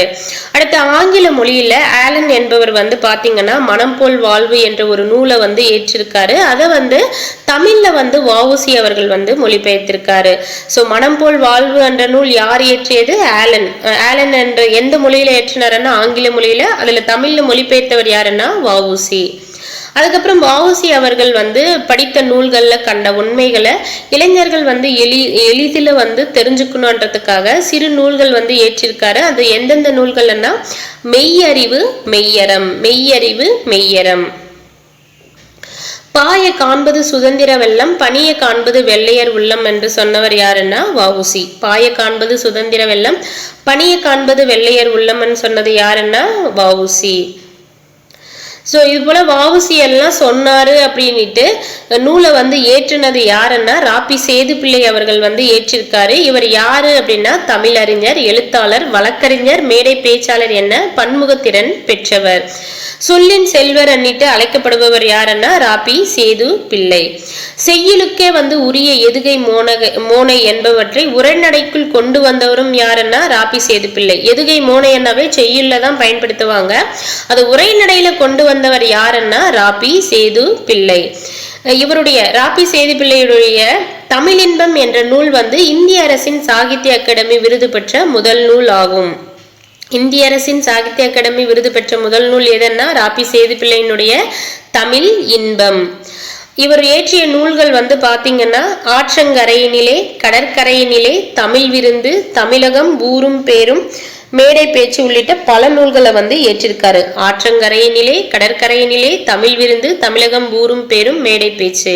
இப்ப நம்மளுக்கு கட்டுரை இப்போ இங்க கொடுத்திருக்கக்கூடிய இது வந்து எந்த நூல்ல இருந்து இடம்பெற்றிருக்குன்னா கடற்கரையினிலே என்ற நூல்ல இருந்து இடம்பெற்றிருக்கு. வ.உ. சிதம்பரனார் பேசுவதாக அமைந்த இந்த பாடப்பகுதி வந்து கடற்கரையினிலே என்னும் நூல்ல இருந்து எடுத்தாளப்பட்டுள்ளது. அடுத்து வந்து வழக்கு. எழுத்திலும் பேச்சிலும் வந்து சொற்களை பயன்படுத்தும் முறை வந்து வழக்கு எனப்படும். நம் முன்னோர்கள் வந்து எந்தெந்த சொற்களை என்னென்ன பொருள்ல வந்து பயன்படுத்தினார்களோ அந்த சொற்களை அப்படியே பயன்படுத்துறது தான் வழக்கு அப்படின்னு சொல்றாங்க. வழக்கை வந்து 2 வகையா பிரிக்கலாம். ஒண்ணு இயல்பு வழக்கு, தகுதி வழக்கு. இயல்பு வழக்கு வந்து என்னன்னு பாத்தீங்கன்னா ஒரு பொருளை அதற்கு உரிய இயல்பான சொற்களால் குறிப்பிடுவது தான் வந்து இயல்பு வழக்கு. இயல்பு வழக்கு வந்து 3 வகைப்படும். ஒன்று வந்து இலக்கணம் உடையது, இலக்கண போலி, மருவும். ஸோ இதுல வந்து வழக்குன்னா 2 வகை, இயல்பு வழக்கு, தகுதி வழக்கு. இயல்பு வழக்கு ஒரு 3 வகை இருக்கும், தகுதி வழக்கு ஒரு 3 வகை இருக்கும். ஃபர்ஸ்ட்ல வந்து இயல்பு வழக்குன்னா என்னன்னா இயல்பான சொற்களை வந்து குறிப்பிடுறதுதான் இயல்பு வழக்கு. அந்த இயல்பு வழக்குல இருக்கக்கூடிய 3 வகை, ஒன்று இலக்கணம் உடையது, இன்னொன்று இலக்கண போலி, இன்னொன்று வந்து மருவு. இலக்கணம் உடையது அப்படின்னா என்னன்னு பாத்தீங்கன்னா நிலம், மரம், வான், எழுது இந்த சொற்கள் எல்லாம் வந்து பாத்தீங்கன்னா இயல்பாக இலக்கண முறைப்படி எந்த பொருளும் மாறாம அப்படியே வர்றதுதான் வந்து இலக்கண முடையது அப்படின்னு சொல்றாங்க. அதே இலக்கண போலி அப்படின்னா இல்லத்தின் முன்பகுதியை வந்து இல்முன் அப்படின்னு வந்து சொல்லணும். ஆனா வந்து நம்ம முன்னோர் வந்து அதை எப்படி அழைச்சிருக்காங்கன்னா முன்றில் அப்படின்னு சொல்லியிருக்காங்க. அந்த முன்னன்றது முன்னாடி இல்லன்றது பின்னாடின்னு மாத்தி போட்டு குறிப்பிட்டிருக்காங்க. அதே போல ஒரு கிளை, ஒரு மரத்தினுடைய கிளையின் நுனியை வந்து கிளை நுனி அப்படின்னு சொல்லணும். அது அப்படியே அந்த வார்த்தைங்களை ரீப்ளேஸ் பண்ணியிருக்காங்க. ஃபர்ஸ்ட்ல நுனி, அடுத்து வந்து கிளை அப்படின்னு குறிப்பிட்டிருக்காங்க. இவ்வாறு இலக்கண முறைப்படி அமையாவிடினும் இலக்கணம் உடையவை போலவே ஏற்றுக்கொள்ளப்படும் சொற்கள் தான் வந்து இலக்கண போலி அப்படின்னு சொல்றாங்க. ஸோ இப்போ வந்து இல்முன் அமைஞ்சிருந்தா அது இலக்கணம் முடியுது. பட் வந்து நம்ம முன்னோர்கள் அதை எப்படி குறிப்பிட்டிருக்காங்க, முன்றில் அப்படின்னு சொல்லியிருக்காங்க. அப்படி மாத்தி சொன்னதால அது இலக்கண போலி. அதே போல கிளை நுனின்னு சொல்லணும், அதை வந்து அந்த மாத்தி வந்து என்ன சொல்லியிருக்காங்க, நுனி கிளை அப்படின்னு நம்ம முன்னோர்கள் வந்து குறிப்பிட்டிருக்காங்க. இதனால இது வந்து இலக்கண போலி அப்படின்னு குறிப்பிடுறாங்க. இலக்கண போலி பெரும்பாலும் வந்து பாத்தீங்கன்னா சொற்களினுடைய முன்பின் பகுதிகள் இடம் மாறி வருவதையே தான் வந்து குறிக்கும். முன்பின்னாக தொக்க போலி தான் வந்து இலக்கண போலி அப்படின்னு சொல்றாங்க. எடுத்துக்காட்டு புறநகர். புறத்திலேயே நகர் இருக்கு. இப்போ நகர்ப்புறத்துல நகர்ப்புறம் அப்படின்னு சொல்லணும், ஆனா இங்க என்ன சொல்றாங்க, புறநகர் அப்படின்னு சொல்றாங்க. கால்வாய், தசை, சதையன்னு சொல்லணும், தசை. கால்வாய் வந்து வாய்க்கால்னு சொல்லணும். கண்ணடை அப்படின்னு சொல்லணும், இங்க வந்து கடைக்கண் அப்படின்னு வந்து சொல்றோம். ஸோ இது போல முன் பின்னாக தொக்கி வர்றதா வந்து பாத்தீங்கன்னா இலக்கண போலி. அடுத்து தெரிந்து தெளிவம்ல வந்து கொடுத்திருக்காங்க. வாயில், வாயில வந்து இன்றைய காலகட்டத்தில் நம்ம வாசல் அப்படின்னு வந்து சொல்றோம். இல்லத்துக்குள் நுழையும் வழி வந்து இல்வாய், இல்லத்தின் வாய் என குறிப்பிடப்பட வேண்டும். ஆனா அதனை வந்து வாயில் என வழங்குகிறோம். இது வந்து இலக்கண போலி. இல்வாய் அப்படின்னு சொன்னா இலக்கணம், அதை வந்து வாயில்னு குறிப்பிட்ட இலக்கண போலி. ஆனா இன்றைய காலகட்டத்தில் அந்த வாயில என்னன்னு சொல்றோம், வாசல் அப்படின்னு சொல்றோமா. இப்படி வாசல்னு மாறுபட்டு அழைக்கிறது தான் வந்து மருவு அப்படின்னு சொல்றாங்க. மருவு நம்ம எல்லா சொற்களையும் எல்லா இடங்களையும் முழுமையாக வடிவத்தில் பயன்படுத்துவதில்லை. தஞ்சாவூர் என்றது தஞ்சைன்னு சொல்லுவோம், திருநெல்வேலியை நெல்லைன்னு சொல்லுவோம். இப்படி இலக்கண நெறியிலிருந்து பிறழ்ந்து சிதைந்து வழங்கும் சொற்கள் தான் வந்து மருவு எனப்படும். எக்ஸாம்பிள் கோவை, குடந்தை. எந்தை, என் தந்தை என்றதை என்னன்னு சொல்லுவோம், எந்தை அப்படின்னு சொல்லுவோம். போது, சோநாடு போன்றவை எல்லாம் வந்து மருவு. அடுத்து வந்து தகுதி வழக்கு. ஸோ வழக்கு வந்து இரண்டு வகை, இயல்பு வழக்கு, தகுதி வழக்கு. இயல்பு வழக்குல வந்து இலக்கணம், இலக்கண போலி, மருவு, அது வந்து பார்த்தாச்சு. இப்போ தகுதி வழக்கு. தகுதி வழக்கு அப்படின்னா என்னன்னு பார்த்தீங்கன்னா, ஏதேனும் ஒரு காரணத்தால பிறரிடம் சொல்ல தகுதியற்ற சொற்களை தகுதியான வேறு சொற்களால் குறிப்பிடுவது தான் வந்து தகுதி வழக்கு. தகுதி வழக்கு வந்து மூன்று வகை. இடக்கரடக்கல், மங்கலம், குழுவுக்குறி. இடக்கரடக்கல் அப்படின்னா என்னன்னு பார்த்தீங்கன்னா, வெளிப்படையாக சொல்லத்தகாத சொற்களை வந்து தகுதியுடைய வேறு சொற்களால் வந்து கூறுவதுதான் வந்து இடக்கரடக்கல் ஆகும். எடுத்துக்காட்டு கால் கழுவி வந்தான். அவங்க வந்து 2 பாத்ரூம் போயிருப்பாங்க, அது இது பண்ண வந்து ஓப்பனா சொல்ல முடியாது. அதுக்கு எப்படி சொல்லுவாங்கன்னா கால் கழுவி வந்தான் அப்படின்னு சொல்லுவாங்க. குழந்தை வெளியே போய்விட்டது, குழந்தை வந்து 2 பாத்ரூம் போயிட்டு அது வந்து அப்படி சொல்லாம குழந்தை வந்து வெளியே போய்விட்டது அப்படின்னு சொல்லுவாங்க. இப்படி அந்த வெளிப்படையா சொல்லத்தகாத சொற்களை தகுதியுடைய சொற்களால் சொல்றதுதான் வந்து இடக்கரடக்கல். மங்களம். மங்களம்னா செத்தார்ன்றது வந்து ஒரு துக்கமான விஷயம் இல்லையா, அதை வந்து மங்களம் இல்லாத சொல் அப்படின்றதால நம் முன்னோர்கள் என்ன பண்ணாங்கன்னா செத்தார்ன்றதுக்கு பதிலாக துஞ்சினார் அப்படின்ட்டு குறிப்பிட்டாங்க. இல்ல இன்றைய காலகட்டத்தில் நம்ம எப்படி சொல்லுவோம், இயற்கை எய்தினார் அப்படின்னு குறிப்பிடுறோம். இவ்வாறு மங்களம் இல்லாத சொற்களை மங்களமான வேறு சொற்களால் குறிப்பதை தான் வந்து மங்களம் அப்படின்னு சொல்றோம். எடுத்துக்காட்டு ஓலை என்பதை இப்ப என்ன குறிப்பிடுறாங்க, திருமுகம். கருப்பாடுன்னு சொல்ல மாட்டோம், வெள்ளாடுன்னு தான் வந்து சொல்லுவோம். விளக்கை அணை அப்படின்னு சொல்லக்கூடாது, விளக்கை குளிரவை. சுடுகாடு, நங்காடு. ஸோ மங்களமல்லாத சொற்களை மங்களமான வேறு சொற்களால் குறிப்பதை தான் வந்து மங்களம் என்பர். அடுத்து வந்து குழுவுக்குறி. குழுவுக்குரியன்னா ஒரு அந்த குழுவில் இருக்கிறவங்களுக்கு மட்டும்தான் வந்து ஒரு சில வார்த்தைகள் சொன்னால் அதனுடைய பொருள் வந்து புரியும். ஒரு குழுவினர் ஒரு பொருள் அல்லது ஒரு செயலை குறிக்க தமக்குள் பயன்படுத்தி கொடும் சொற்கள் தான் வந்து குழுவுக்குறி எனப்படும். எடுத்துக்காட்டு பொன்னை பரி அப்படின்னு சொன்னோம்னா பொற்கொள்ளர்கள் வந்து பயன்படுத்தக்கூடிய வார்த்தை அப்படின்னு சொல்றாங்க. ஆடையை காரை எனல் அப்படின்னா யானை பாகர் வந்து பயன்படுத்துவது என்றதை குறிப்பிடுறாங்க. ஸோ அந்த ஒரு குழுக்குள்ளதான் வந்து அந்த வார்த்தைக்கான பொருளும் வந்து தெரியும், அவங்க தான் அதை பயன்படுத்திப்பாங்க. இப்படி பயன்படுத்துறது குழுவுக்குறி. இப்படியும் கூறலாம் என்றதை சொல்லியிருக்காங்க. இடக்கரடக்கல் மங்களம் குழுவுக்குறி. ஸோ இந்த தகுதி வழக்கில் வரக்கூடிய 3 வகையும் என்ன சொல்றாங்கன்னா, ஒரு சொல்லுக்கு மாற்றாக வேறு சொல்லை பயன்படுத்தும் முறை ஆகும். நாகரிகம் கருதி மறைமுகமாக குறிப்பது இடக்கரடக்கல். மங்களமற்ற சொற்களை மாற்றி மங்கள சொற்களை குறிப்பிடுதல் மங்களம். பிறர் அறியாமல் ஒரு குழுவுக்கு மட்டும் புரியும் வகையில் குறிப்பிடுதல் தான் குழுவுக்குறி. ஸோ இவ்வளோ நேரம் நம்ம படித்த அந்த தகுதி வழக்கில் இருக்கக்கூடிய 3 வகையை ஷார்ட்டாக கொடுத்துருக்காங்க. அடுத்து போலி. போலி பார்த்தீங்கன்னா, அறம் செய்ய விரும்புன்னு சொன்னது யாருன்னா ஔவையார். அரண் வலியுறுத்தல் என்பது திருக்குறள்ல இருக்கக்கூடிய அதிகாரங்கள்ல ஒன்று. ஃபர்ஸ்ட்ல ஔவையார் அறம் அப்படின்னு சொல்லியிருக்காங்க. இரண்டாவது திருக்குறள்ல அரண் அப்படின்னு சொல்லியிருக்காங்க. இந்த 2 சொற்களும் அந்த இம்மு இன்னு மாறினாலும் பொருள் மாறுபடல அப்படின்னு சொல்றாங்க. இப்படி ஒரு சொல்லினுடைய முதல்லையோ இடையிலேயோ இறுதியிலேயோ இயல்பாக இருக்க வேண்டிய ஒரு எழுத்துக்கு பதிலாக வேறொரு எழுத்து இடம்பெற்று பொருள் ஒரே பொருளை தர்றதுதான் போலி எனப்படும். போலி அப்படின்னா போல இருத்தல் என்பதிலிருந்து தோன்றியது. போலி என்றது போல இருத்தல் என்பதிலிருந்து தோன்றியது. போலி எத்தனை வகைப்படும்னா 3 வகைப்படும். அந்த 3 வகை என்னன்னு பாத்தீங்கன்னா, முதற்போலி, இடைப்போலி, கடைப்போலி. முதற்போலி பாருங்க, பசல் என்றத பைசல் அப்படின்னு குறிப்பிடுவாங்க. மஞ்சு என்றத மைஞ்சு அப்படின்னு குறிப்பிடுவாங்க. நம்மளே பிக்காக்க என்னன்னு சொல்லுவோம், மயல்னு சொல்லுவோம். மயல் கிடையாது, அதாவது மையல் கிடையாது, மயல் மாதான் வரணும், நம்ம மை யூஸ் பண்ணி சொல்லுவோம். ஸோ இப்படி முதல் எழுத்து மாறினாலும் கூட அதன் பொருள் மாறவில்லை. இப்படி முதல் எழுத்து மாறி வர்றது தான் முதற்போலி அப்படின்னு சொல்றாங்க. அதே போல இடைப்போலி இடையில இருக்கக்கூடிய எழுத்து. நம்ம அமைச்சர் அப்படின்னு எழுதுறதே அமைச்சர், அமைச்சு அப்படின்றது அமைச்சுன்றதுதான் கரெக்ட், அது அமைச்சுன்னு சொல்றது. இளஞ்சின்றது கரெக்ட், அது இளைஞ்சி லை போட்டு சொல்றது. அரையர் சொல்லணும், அதை அரையர் அப்படின்னு சொல்லுவோம். ரை போடுவோம். ஸோ இப்படி இடையில இருக்கக்கூடிய எழுத்து அந்த அரையர் வந்தாலும் அதனுடைய பொருள் மாறவில்லை. அதனால இது இடைப்போலி. கடைப்போலி. அறம் அப்படின்னு சொல்லணும், அரண்ன்னு சொல்லுவோம். அகம்மன்னு சொல்லணும், அகன்னு சொல்லுவாங்க. நிலம் நிலன்னு குறிப்பிடுறது. முகத்தை முகன்னு சொல்றது.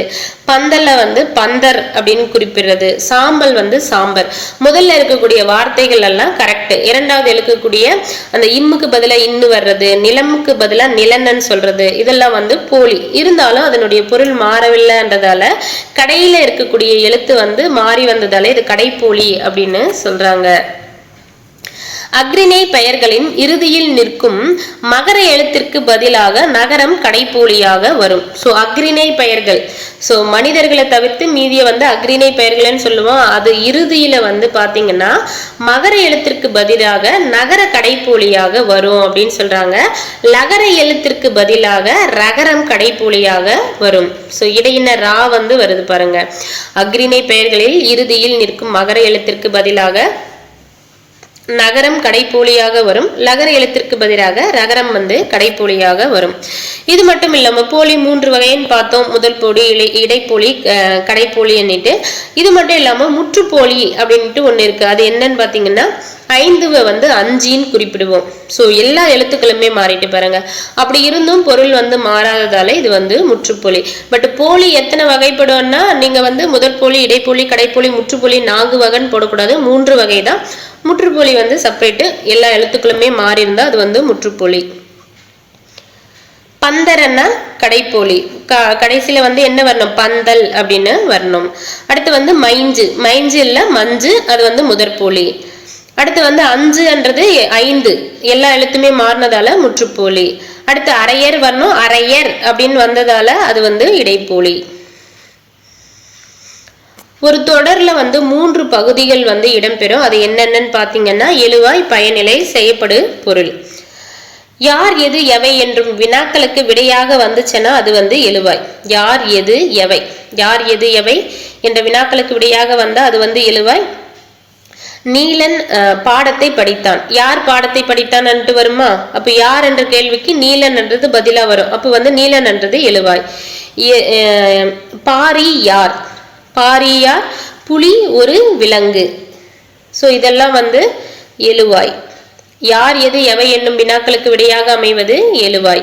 அடுத்து வந்து பாருங்க, ஒரு தொடர்ல வந்து வினை வினா பெயர் ஆகியவற்றின் ஏதேனும் ஒன்றை கொண்டு முடித்து வைப்பது பயனிலை ஆகும். வினை வினா பெயர் ஆகியவற்றின் ஏதேனும் ஒன்றை கொண்டு முடித்து வைப்பது பயனிலை. கரிகாலன் கல்லணையை கட்டினான். கரிகாலன் யார்? கரிகாலன் ஒரு மன்னன். கட்டினான் யார்? மன்னன். ஆகியவையெல்லாம் பயனிலைகள். மேல வந்து நீலன் பாரி புலி ஆகியவையெல்லாம் எழுவாய்கள். யார் எது எவை என்னும் வினாக்களுக்கு விடையாக வந்த எழுவாய். வினை வினா பெயர் ஆகியவற்றுக்கு ஏதேனும் ஒன்றை கொண்டு முடித்து வைப்பது பயனிலை. யாரை எதை எவற்றை என்னும் வினாக்களுக்கு விடையாக வருவது செயப்படு பொருள். நான் கவிதையை படித்தேன். என் புத்தகத்தை படித்தது யார்? நெல்லிக்கனியை தந்தவர் அதியமான். இந்த தொடர்களில் இருக்கக்கூடிய கவிதை, புத்தகம், நெல்லிக்கனி ஆகியவையெல்லாம் செயப்படு பொருள்கள். யார் எதை எவற்றை என்னும் வினாக்களுக்கு விடையாக வந்தா அது வந்து செயப்படு பொருள்.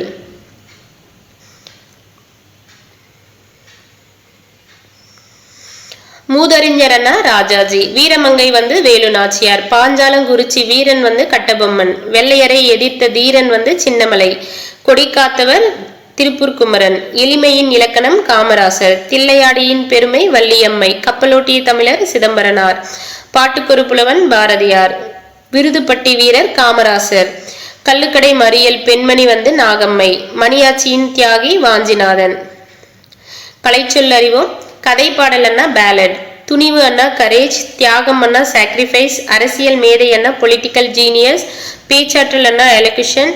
ஒற்றுமை அண்ணா யுனைட்டி. முழக்கம் வந்து ஸ்லோகன். சமத்துவம் வந்து ஈக்வாலிட்டி. அவ்வளவுதாங்க. இதோட வந்து 7ஆம் வகுப்பு டேர்ம் 1 வந்து முடியுது. தேங்க்யூ.